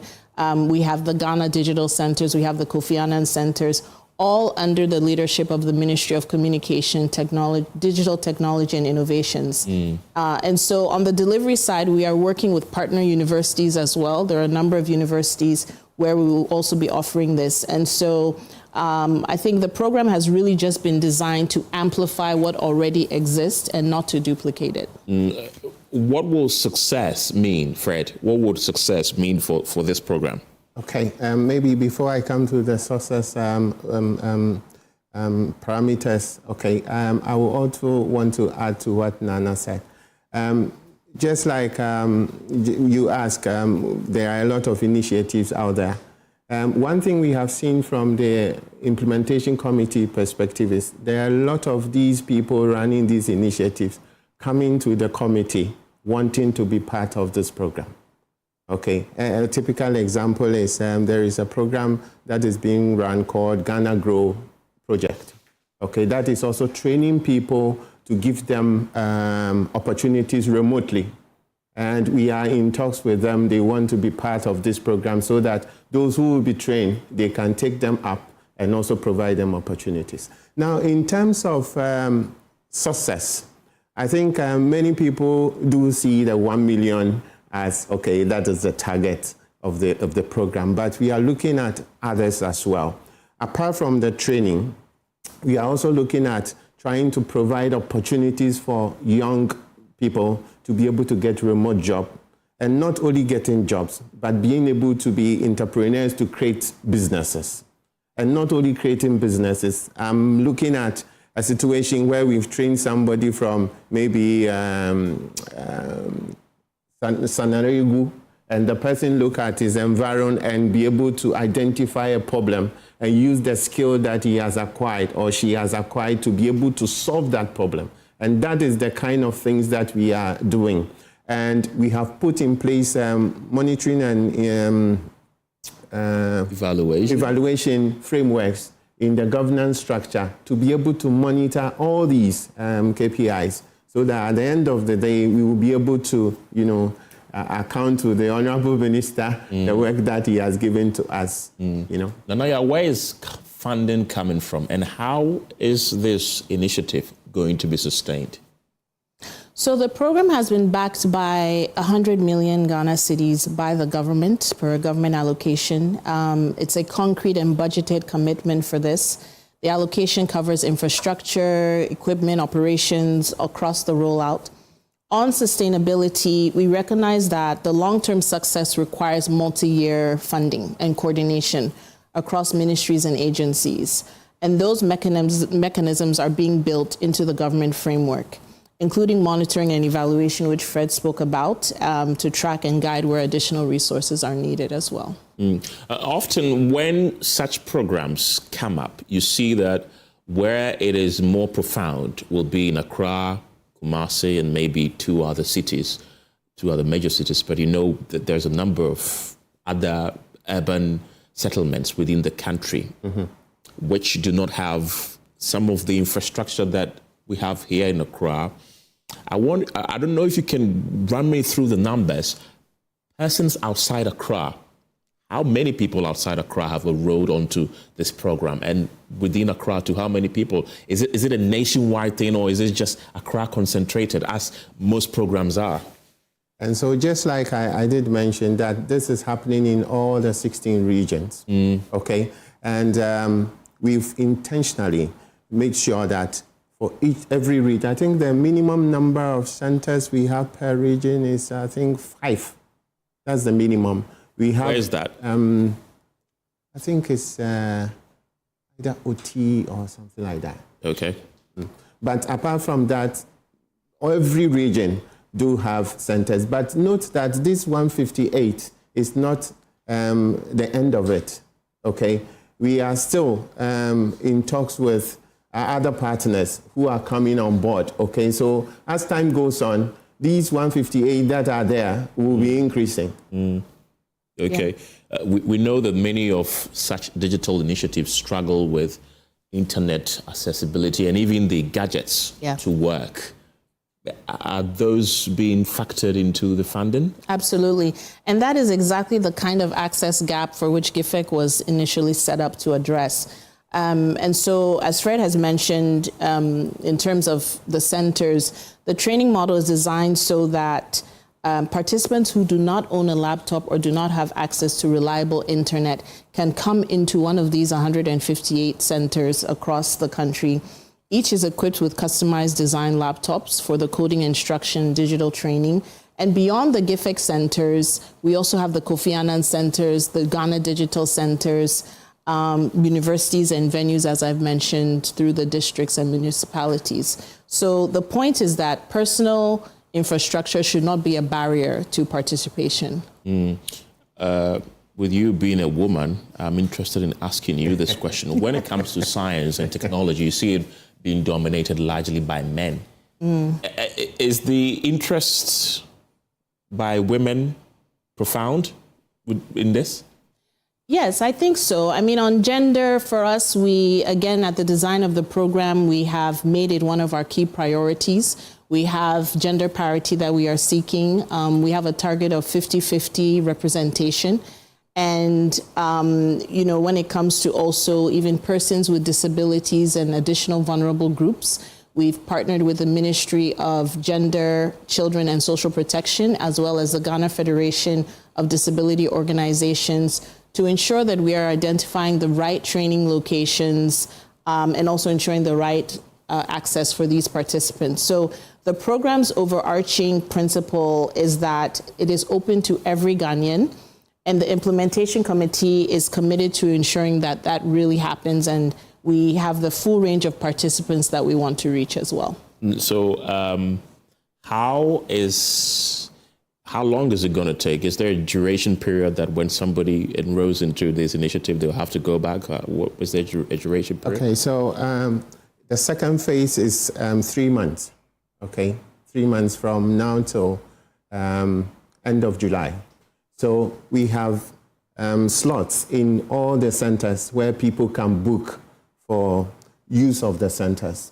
And for those that are doing online from their homes, those people, after you finish the program, you can enroll in another program, okay, to progress. The idea is that if you come in as somebody who is not an IT expert, we want you such that by the time you finish the program, you become an expert.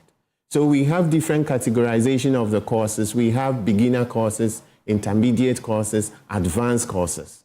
So if you finish beginner courses, you can then move on because of the prerequisite to do intermediate course, and then you do advanced course. And all these courses that we are mentioning are also internationally recognized professional courses. And we are making sure that every program that comes on this initiative is giving the participants or the beneficiary a certificate that can be used to seek for a job or to equip you enough to be able to take advantage of the global digital economy. And one thing I also wanted to add to what my colleague Fred is saying is that the courses are a variety in terms of the duration. And so you have courses that Some may take up to 10 hours, some may take, a month and a half or even more. And so when it comes to just the diversity of courses that we are offering, you have a plethora of those as well. And what's the long-term goal? What's the long-term goal of this? Does it even have a future? The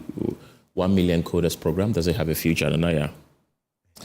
Well, absolutely. I mean, the World Bank in itself has indicated that by 2030, 230 million jobs in sub-Saharan Africa will need to be digital. And I think that Ghana really has the opportunity right now with the 1 Million Coders program to really lead the way in digital transformation. In fact, this can be a model for Africa. In terms of our ability to train the young Ghanaians, to give them the skills and the tools to really be able to compete on the global level. And as we said earlier, we are partnering with a number of institutions to ensure that we provide these opportunities, international outsourcing opportunities, entrepreneurship here locally, as well as jobs placement. Final words, we're wrapping up. I'm giving you a minute each. Fred, let me start with you. Okay, so yes, I believe the program do have a future. A lot of partners have approached the implementing committee wanting to be part of the 1 Million Coders program. And Ken, let me mention this. The tech giants, before they will come to your country, you have to have a critical mass of experts within country. So if we are able to train 10,000 cybersecurity experts, that gives opportunity for the big tech giants to start looking at Ghana as a potential area where they can recruit. If we have 20,000 database experts, again, it gives them an opportunity to look at Ghana and recruit. And that is what Indonesia, Philippines, all of them have done. Build a critical mass and the tech giants will come. And that is the ultimate goal. Nana, Echan. Yeah, so for me, at the heart of this program and at the heart of the work of the implementation committee, I think it's a simple commitment that the digital age must include every Ghanaian, particularly those in the underserved and rural communities. But what I would also like to highlight is that we have heard the concerns about the delays, the cost, about whether this program will deliver real jobs, and we welcome that scrutiny. It is what drives us to do better. Phase 2 is open. The centers are preparing. Partners are committed, as Fred mentioned. And so we are asking every Ghanaian, every eligible Ghanaian who hasn't registered yet to go to 1millioncodersgov.gh today. The future is digital, and 1 Million Coders program is here to stay and ensure that every Ghanaian is prepared for the journey ahead. Nana Echan Amwa Amisa, thank you very much. She's the Deputy CEO of GIFEC and also a member of the 1 Million Coders Program Implementation Committee. We also had Fred Yabua, who's the Director of Research and Innovation and member of the 1 Million Coders Program Implementation Committee. Ladies and gentlemen, thank you very much for passing by the studio. Thank you.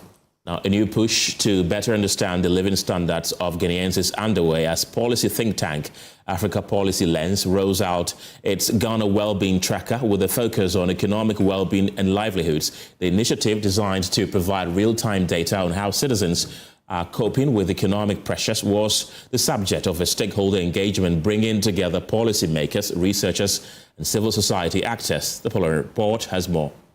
The survey, conducted across all 16 regions using over 3,000 respondents drawn from the 2024 voter database, highlights a disconnect between national economic performance and household realities. Speaking at the launch in Accra on Wednesday, the Director of Research and Administration at Africa Policy Lens, Dr. Hayford Mensah Ayirakwa, said the study was designed to capture how ordinary Guineans experience the economy beyond official statistics.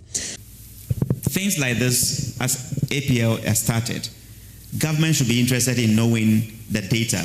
Give us the data. We can share the data with them for us to be able to interrogate a bit deeper.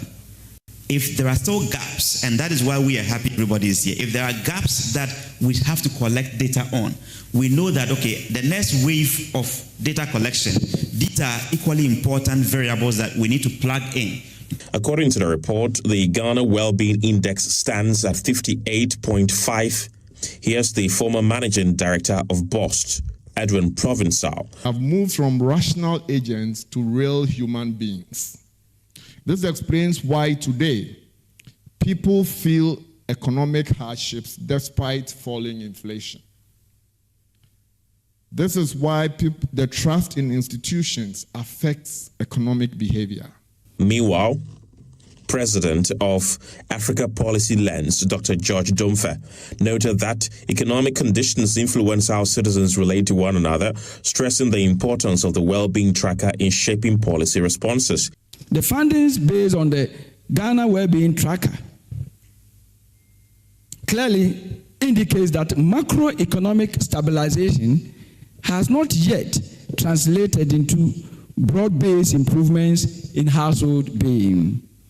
Despite declining inflation, cost of living pressures remain high.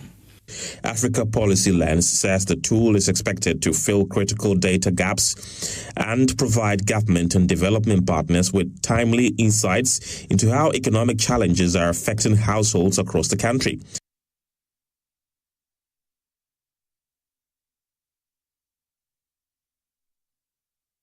Unsung heroes transforming lives across Ghana are gaining national recognition as Joy News prepares to honor 12 exceptional change makers at the 2026 Impact Makers Awards on May 15th at the Labadi Beach Hotel. From remote communities to urban centers, individuals are quietly changing lives through education, healthcare, water provision, disability inclusion, and girl-child empowerment. Yet many of these efforts often go unnoticed and unsupported. Ahead of the awards ceremony, organizers say the initiative continues to shine a light on selfless Ghanaians whose impact is transforming communities across the country. Speaking on Joy Prime, coordinator for strategic partnerships and projects at Joy Brands, MFA Ellie said the awards continue to uncover remarkable stories of resilience, sacrifice, and compassion. Hitherto, these awards, most of them were just at the community level. They are doing so much, but no one is hearing of them. For once in their lifetime, they are getting this national and global recognition. What else would you want? Yeah, this is very amazing. It's been rewarding for the last 4 years. It's been rewarding personally for the group and for the various winners that have gone through this scheme. In the last 3 years, we celebrated only 10 people. Okay. The first edition, we had to add one person because the person was so unique in his area of impact. That was Reverend Father Campbell. And so we gave him a lifetime achievement. So for the first edition, we celebrated 11 people. Okay. The second and third, it's been 10. But this year, we are celebrating 12 impact makers. Wow. 12. And they are coming from all over the country doing different things. Also this year, we have introduced 2 new categories. The Disability and Inclusion Impact Makers Awards. This is to encourage as many as possible who have some form of disability but are not held back by their disability and are still making impacts. They are encouraging people, they are bettering lives, they are bettering their communities. We are celebrating these people as well. We've also introduced the Corporate Impact Partner Award. That is to celebrate companies or organizations or groups that have come together and are very strong when it comes to CRS. You know, we want to say thumbs up to them. Of course, the nature of their project is such that an individual cannot do it. And you do not want to deny them of this opportunity of being recognized. So you open up the award so that they can also put in entries. And the interesting thing is that for these 2 categories, we have had nominations. And all of them are making it for this year's awards.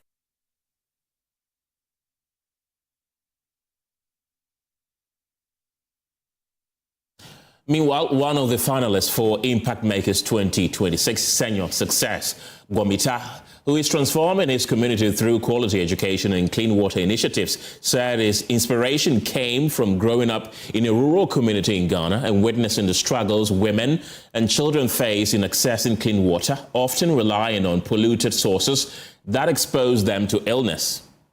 Over the past 8 years, we've brought clean water to over 120 communities from the Volta region to the Eastern region to Bono East, Ahafo region, Northern region, and now we are in the Ashanti region.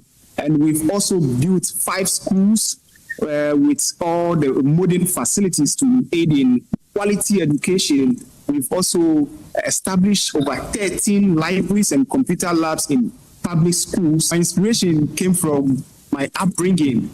Growing up in rural Ghana, as I've seen or I've witnessed firsthand the struggles of women and children day by day as they try to get clean water and they end up with dirty, filthy, and polluted water that makes them sick. And this inspiration motivated me to join Hope for Ghana and make a meaningful impact and a sustainable one.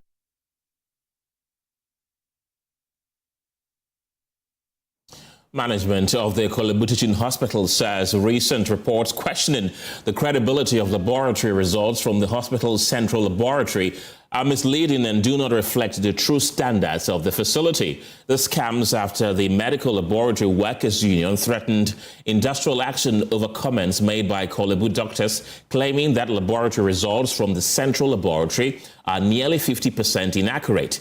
Ramat Bashiru has been following this development and reports. The medical laboratory scientists had threatened an industrial action over demands for the reinstatement of a laboratory scientist as the head of the central lab and concerns over comments by the president of the Korle-Bu Doctors Association alleging that over 50% of laboratory results from the facility are inaccurate. However, following discussions with the management and regulators, laboratory professionals have been urged to return to work while efforts continue to find a lasting resolution to the issue. Here is the chapter chair of the Workers' Union, John Kofi Nakoja. But as you can see, we've been working all this while, even though aggrieved. We shall continue to work. We shall continue to serve the people. We shall continue to take every step to make sure we produce correct results. In a statement, management of the Korle-Bu Hospital dismissed reports questioning the credibility of results from the central lab, describing them as misleading. Dr. Charles Nee of Palm, Director of Pharmacy, who is acting as the head of department for the central lab, maintains that the facility continues to uphold strict professional and quality assurance standards in delivering services. We also want to take this August opportunity to let everybody know that there's calm at the lab and they are in full readiness to serve. I was happy they told us they have contracts with the staff. They have contracts with patients. They have their samples and they are going to work on them. And by so doing, provide them with the outcome that they want. We want to take this opportunity to tell the world that Korle-Bu is calm. The lab is calm. And I think next week, Tuesday, we are going to meet the minister again through the chief director, and we shall iron all the differences. Registrar for the Ghana Association of Medical Laboratory Scientists, Professor Ishaku, also indicated that engagement with stakeholders are ongoing to ensure a lasting resolution to the issue. Somebody to sit somewhere and say that Korle-Bu results are turning out fake results is completely unacceptable. Management will actually do the needful. Look like there's some mistrust. There's some kind of mistrust between the scientists that are actually practicing and are providing the scientific services and the physicians that are supposed to also provide some service. We need to engage the two so that they will seem to respect each other, and in that case, the patient will be the beneficiary of all this quagmire. The Korle-Bu Teaching Hospital further assured patients and the public that results generated by the laboratory are valid, reliable, and meet international standards. Ramat Bashiru for Joy News.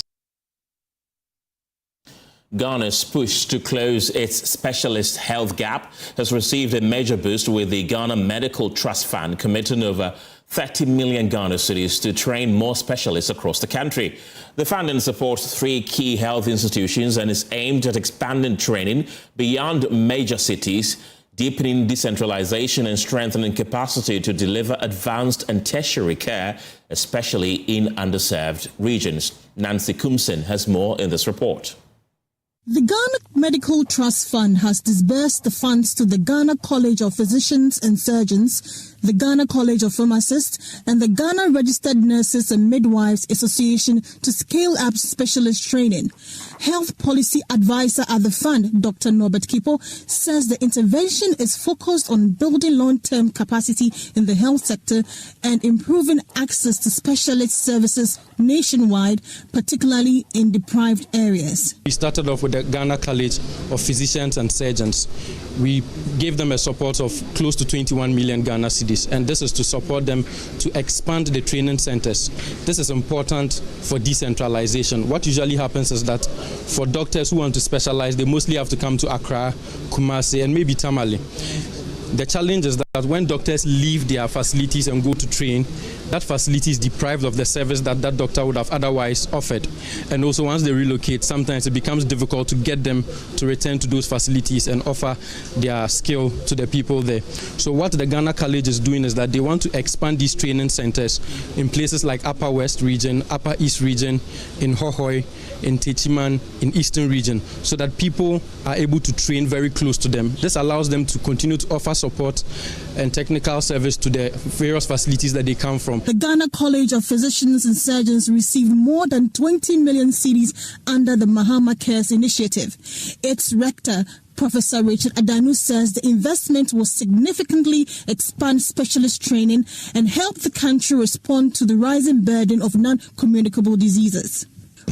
It would also help us so that doctors in these regions would be able to get their specialization training in the regions, and then also the specialists that we produce will stay in the regions.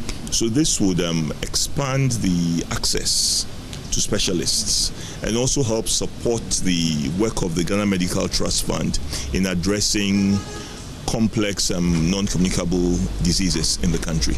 Rector of the Ghana College of Physicians, Yvonne Yenchua Eseku, says the support will enhance training quality and strengthen professional standards across institutions. We are going to use it to train 100 specialist pharmacists. We are also going to build the capacity of our preceptors to be able to supervise and ensure that the training is up to the standard in the various institutions.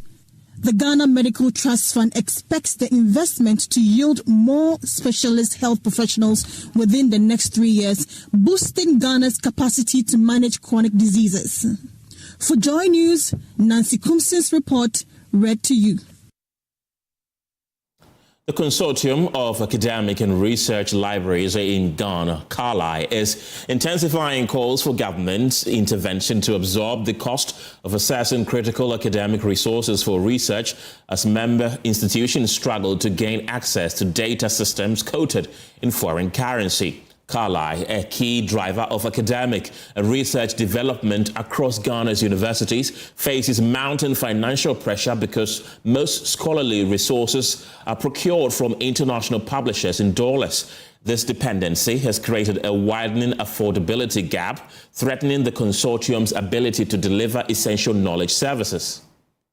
Chair of the Korle Management Committee and University Librarian for the University of Health and Allied Sciences, Dr. Teresa Edu, highlighted the severity of the challenge, pointing to the burden placed on member institutions. A lot of these publishers give us codes in dollars, and so we have to pay back in dollars. And so it's very difficult for our members to raise those amounts of monies in dollars to pay in dollars. And this is one of our very big challenges.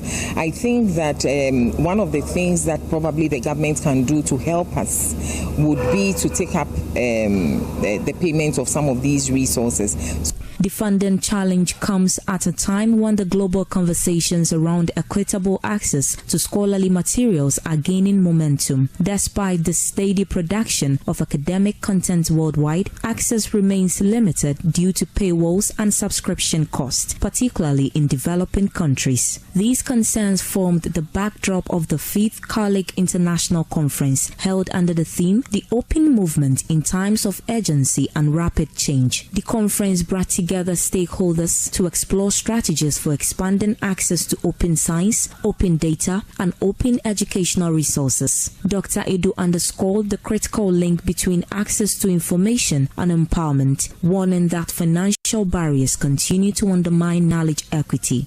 Technical advisor at the Ministry of Education, Professor Akufo-Addo, emphasized the importance of strengthening community libraries, particularly in rural and underserved areas where access to information is limited.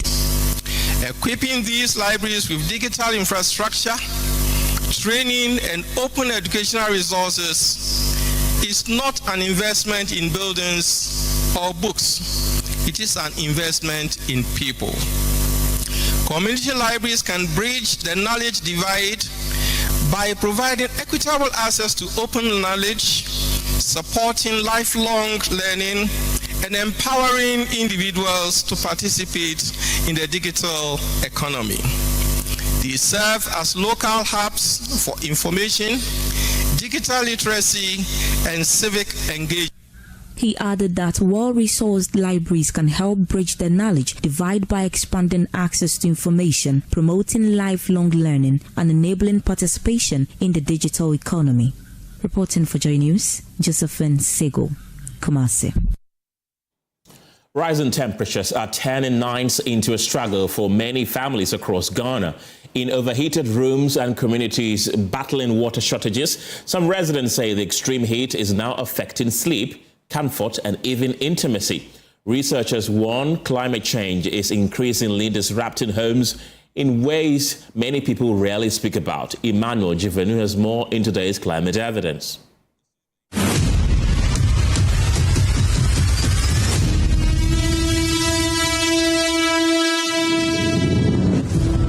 It's past 11 p.m. at Timber Market in Accra, but sleep is still far away for many residents here.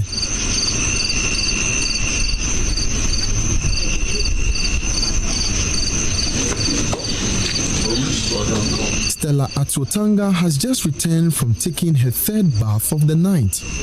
Wrapped in cloth and holding the bucket, she slowly climbs the wooden stairs leading to the room she shares with her fiancé.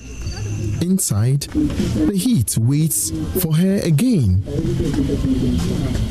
The heat is too much, so you have to pour water on your body so that you'll be somehow comfortable. Yeah. So you have to bath like maybe 3 or 4 times a day. The room is small. The wooden structure traps the heat from the day and releases it slowly through the night. The weather will be cool for you to sleep. Even if there's no light, you can manage to sleep small. But nowadays, it's not like that. Here, dear.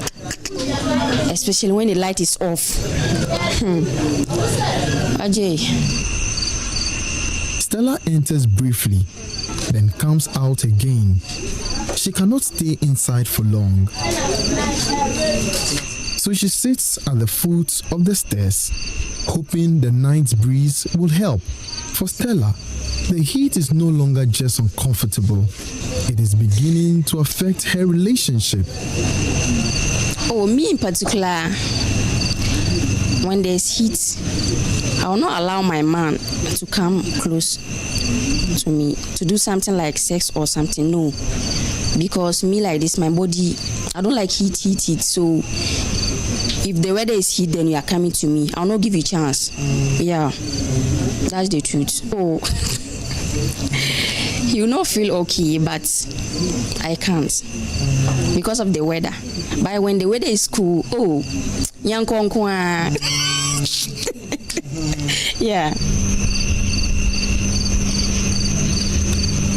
Just a few meters away, 32-year-old Josephine Abagri is also struggling through another sleepless night. Inside her room, she finds herself repeatedly with a piece of cloth. Moments later, she gives up trying to sleep. Sweat covers her face as she steps outside to join her mother, Janet. Heat nana metu. Heat ne doso. It's me kakra light off. It's me doso. So do I want to know so kata says so yebre na over here the share heat now want me down now over share I want to so it me down yeah.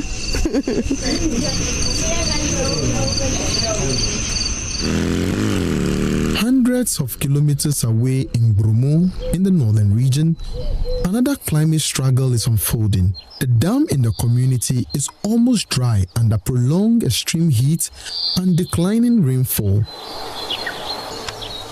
Chief Alhassan Musa sits among elders in his palace, worried not just about thirst, but about how rising heat is drying their dam. He says the water crisis is affecting daily life in painful ways many people are unwilling to speak about openly.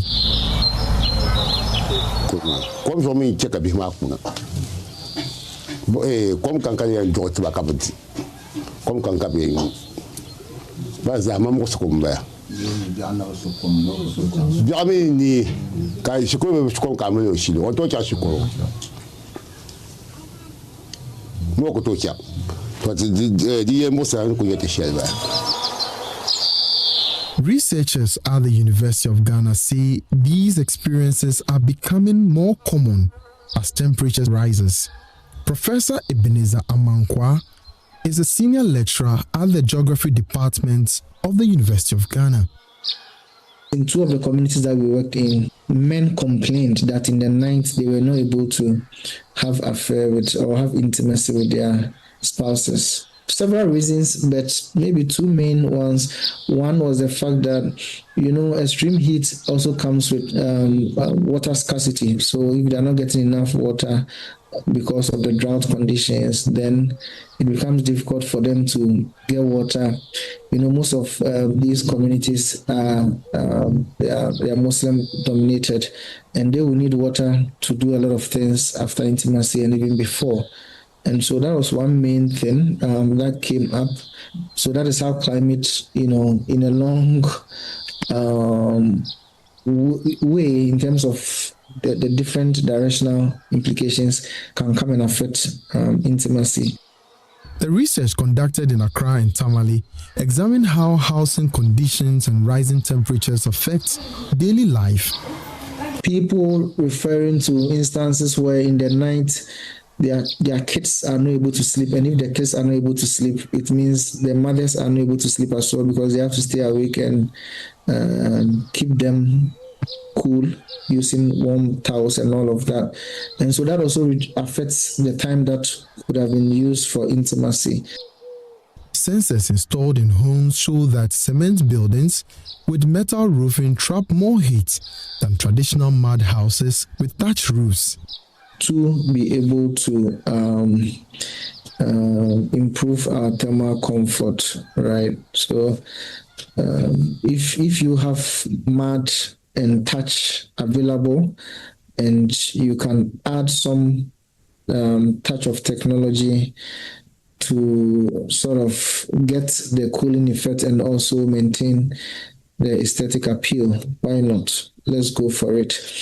If you are in a community where you tend to have the trees, don't cut them, but then use them to provide tree shade during the day. People can sit under and then escape from the boiling effect in the rooms. And then, let's adapt well to this changing climate, because it's going to be with us for a long time. And a lot of the things that we can do is to adapt. And as we adapt, let's use the local resources we have. And let's not throw away our local technology as well. across many communities, the night no longer brings relief. Even after midnight, people remain awake, sitting outside their rooms, struggling through the heat. Fans continue to run, but the discomfort lingers. For many families, climate change is no longer only about rising temperatures or dry dams. It is disrupting sleep, affecting health, straining relationships, and changing daily life in ways that often go unseen. And long after the sun goes down, the heat still refuses to leave. Emmanuel Jivanu, Joy News, Accra. CDK in Ghana, University of Ghana Center for Climate Change and Sustainability Studies with funding from Claire R4I Opportunities Fund. Over 80,000 metric tons of seed are sitting unused in government warehouses in northern region, with more held in private facilities across the area. The figure was confirmed to Joy News by the president of the Seed Producers Association during a visit to one of the main Agric Ministry warehouses. Well, the facility is among several across the region storing large quantities of seed. The Agric warehouse holds about 33,000 tons of rice seed, 20,000 tons of maize seed, and 25,000 tons of soya bean seed. Northern Region is home to a network of private companies and research institutions producing improved high-yielding and climate-resilient seed varieties for maize, rice, soya beans, among others. But in the last 2 years, they have suffered a huge challenge: no market. Speaking to Joy News, Northern Regional President of the association, Amadou Alhassan, said production had increased in response to government's flagship agricultural program, but authorities had not yet bought the current stock. It's made up of individual seed producers and companies, seed companies. We produced a lot of seed last year. In fact, there was no market. But because of the government flagship program, Feed Ghana, we intensified the seed production last year.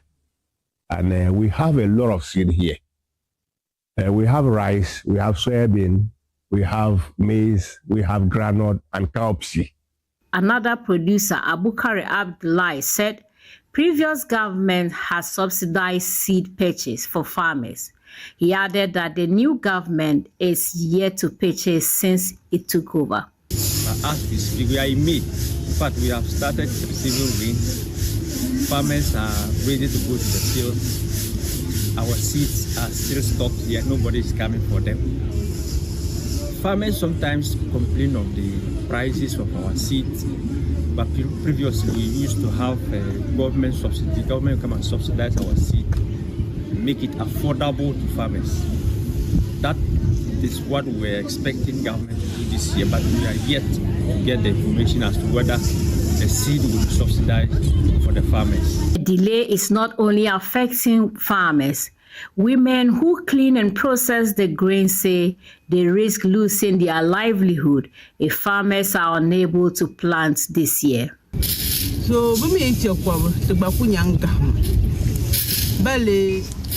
If farming activity ceases, we will have no grain to process and consequently no income to support our families. We therefore appeal to buyers to purchase the seed so that farmers can resume cultivation and we can retain our livelihood into next season. Many of us have family to care for, and this work is our primary source of income. At present, we have not been paid for work already completed due to the lack of markets. We respectfully urge buyers to intervene.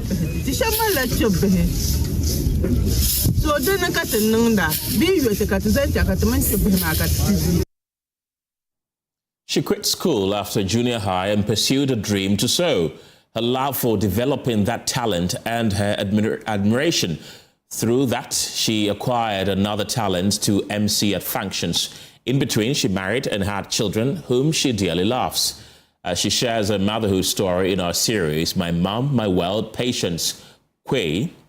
popularly known as MC Too Cute, talks about effective home planning, pursuing dreams, and most importantly, speaking positive words to our children. She sat with my colleague Hannah Odame, who has the rest of the story. This is what she does now, bringing smiles to clients who engage her services. Before she got here, MC Too Cute made a bold, but what she says was a meaningful decision to quit school after junior high school. I believe in myself, and I know that it's not everybody who goes to school or who is well educated will make money in life. But I realize I know how to sew. Okay. Yes. Even at that time? Yes, please. You could sew? Yes, please. With her mother's blessing, the journey began. It was 3 years. 3 years. And I served for 6 months. It was during this period that she discovered yet another talent. One that will soon make her very popular and add greatly to her life and finances. So I got one of the stores at Kanesi to start operating in. Thank you very much. So there are a lot of madams there. So one of them gave birth. Okay. So we went to the Adore. So we were there eating, drinking, and I realized that there was no MC. So I went to her and I asked her, why are you not inviting anybody to come and talk to? I said, no, it was something simple, but you can do it. And I said, no, I'm not an MC. So I just went there, take the microphone, do my own thing. And do you know that whilst I was doing it, somebody was also standing somewhere looking at me. So after the program, I went to my shop, sewing, doing my job, and then the man came there and said, do you remember you went to do a program like this? I said, yeah. I said, yes, you did it very well, so I want you to do my MC. Wow. Engagement MC. Wow. Say what? Yes, a master of ceremonies, one with a unique touch, and clients can't stop engaging her. Since then, that is all. That was it? Yeah. One. Somebody just witnessing. Then after that, I'm sure there were referrals. Yes, please. From that place. From that place. And do you know something? If you are doing something for somebody, come out, do it with all that is within you. At weddings, she's there. At engagements, she strengthens bonds. At birthdays, she's available. At funerals, she sympathizes. For every program she's called on, she delivers. With her charming demeanor, Patience Kwao shares the inspiration behind the name MC Too Cute. MC Too Cute is a woman who eats a lot, but the body know the same. Oh, okay. I named myself MC Too Cute. And just look at this body, it's very cute, of course. Emphasizing how the words of her mother impacted positively on her confidence and development in life, MC Too Cute cautions mothers against saying bad things about their children, since words can have lasting effects. Bible baby says, oh baby, every woman have a womb. What do they use it for? They use it to cover their children. A mother should not insult their children with some filthy words. You are insulting your child. That look at her face like a goat. Have you seen a goat working in bank before? No. So we use our mouth to spoil our children's destiny.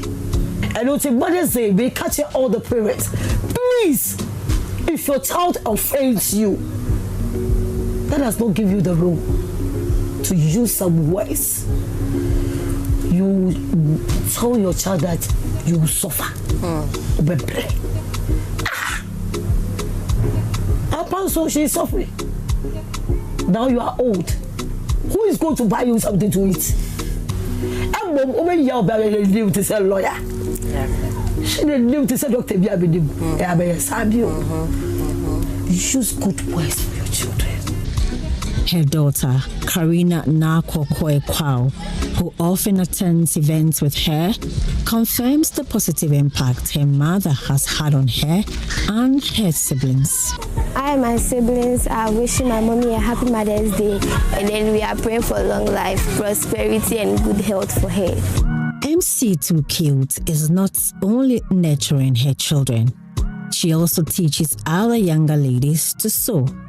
My madam is a very pleasant person and a kind-hearted person, and I wish her a happy Mother's Day.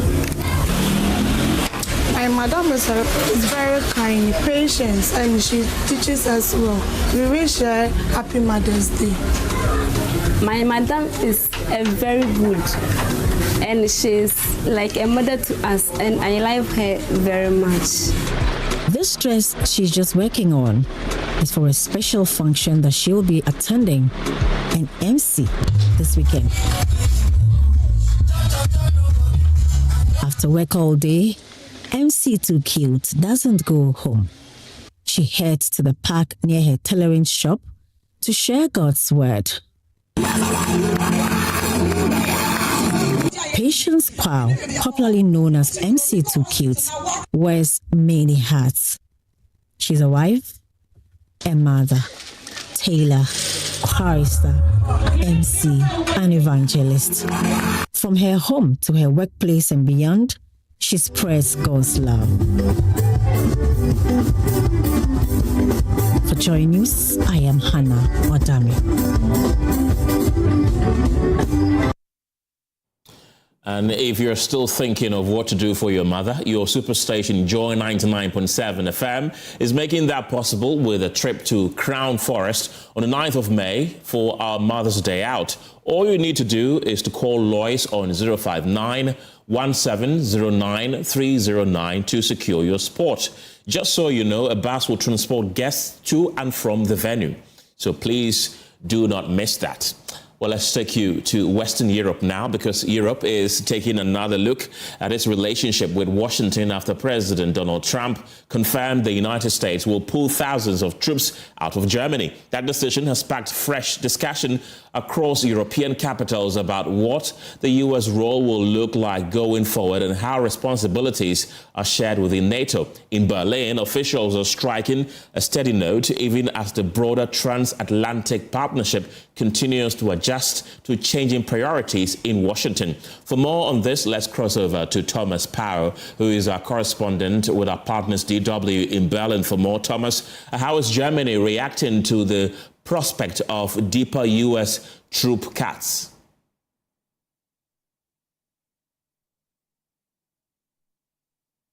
There is an understanding here in Germany, both politically and also among Germans, that the US troops that have been stationed here for a long time are very significant indeed. We're talking about 36,000 US troops stationed in Germany. That's by far the largest US military presence in Europe. And from that perspective, it is also clear that the announcement by the US government to cut around 5,000 of those troops is politically very significant. And it's significant on two levels. The first level is the message that Washington sends to Germany and to Europe. And that is a message that basically Europe needs to further develop its own military capabilities. But the second element is whether this actually has any influence on US power abroad. Now, 5,000 compared to 36,000 is not a lot, so military experts have stressed that this probably won't end or won't affect US military power to a large extent. But one important element there is that one of the units that will probably likely be scrapped is a unit that was planned by former President Biden in the United States to actually send long-range missiles to Europe as a very important sign of deterrence towards Russia. Now, that is being scrapped, and military experts are stressing that that essentially leaves a very important, a very significant military gap that the Europeans then need to close. And Thomas, why does this matter beyond Germany for Europe as a whole?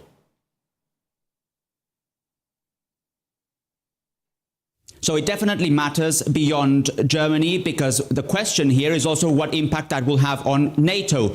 These troops that have been stationed here in Germany for such a long time, they've actually been stationed since the end of the Second World War, especially during the Cold War. So there's a very important historical component to this. They're at the core of what NATO actually does. And by the way, they're also very significant for US operations beyond Europe. So, for example, US operations in the Middle East. Here in Germany, you have a very important air base, you have a very important military hospital, you have very important command structures. So all this essentially goes to show that a US presence in Europe is very significant for Europe, for NATO, and also for the United States. NATO has now requested more information from the United States as to what these cuts actually mean, whether further cuts will actually come. And after that, it will basically move towards a debate among European NATO partners as to how European NATO partners can further develop their own military capabilities. So without doubt, this is something that has influence beyond what is happening specifically here in Germany.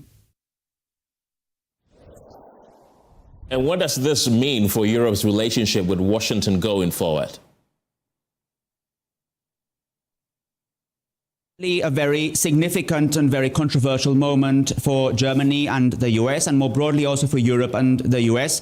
It is not a secret that Europe and the United States have not seen eye to eye on many important issues, that also Germany and the United States have not seen eye to eye on many important issues, including, for example, their position on the war in Iran. If we speak specifically about Germany, there have been very open differences between US President Donald Trump and German Chancellor Friedrich Merz about the war in Iran, specifically the German Chancellor criticizing Donald Trump and the US strategy in that part of the world, and Donald Trump also on his social media platform then criticizing Friedrich Merz. So as such, the withdrawal of these troops from Germany has also been interpreted to a large extent as a political message that the United States sends to Germany, as a way of, let's put it, as a punishment towards Germany for that not cooperation when it comes to the war in Iran, at least from the perspective of the United States. What this means going forward, specifically when it comes to Germany and the United States, is that both countries will have to work in trying to repair those differences. It is in the interest of both Germany and the United States to have a strong relationship. They're both in NATO. They're both tackling similar issues around the world. They're both very important political players in the world. So that's why experts have stressed that it is in both countries' interest to make sure that those differences are, in a way, discussed and repaired. But it will mean also that that repair process will be difficult, because there are these very open discussions, there are very open disagreements on the table. If we look at it a bit broader when it comes to Europe and the United States, that goes beyond the issue of Iran. That also includes other issues that are very problematic, such as tariffs. Also, the war in Ukraine has revealed certain differences between Europe and the United States. So all in all, what we can say is the relationship between Washington and Europe, while it is very significant, it is not going through its best moment. Our partners DW in Berlin, thank you very much. And that's how we wrap up the pulse this evening. Thank you very much for being a part of the show. For more news, you can log on to myjoyonline.com. My name is Kenneth Gyasi. Have a good evening.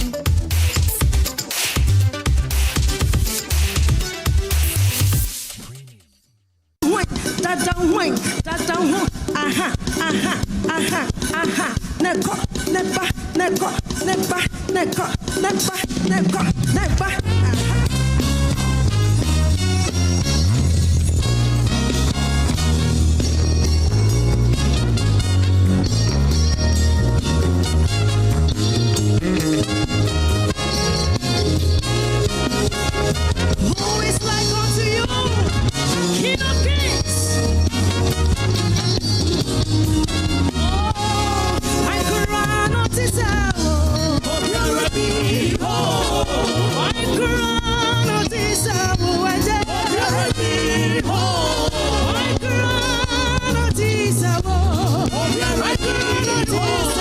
So TDMA is actually right at the corner this very Saturday, and I'm here with one man that has seen it all from the very beginning till now. He's still on it, and he's been able to also champion some artists who are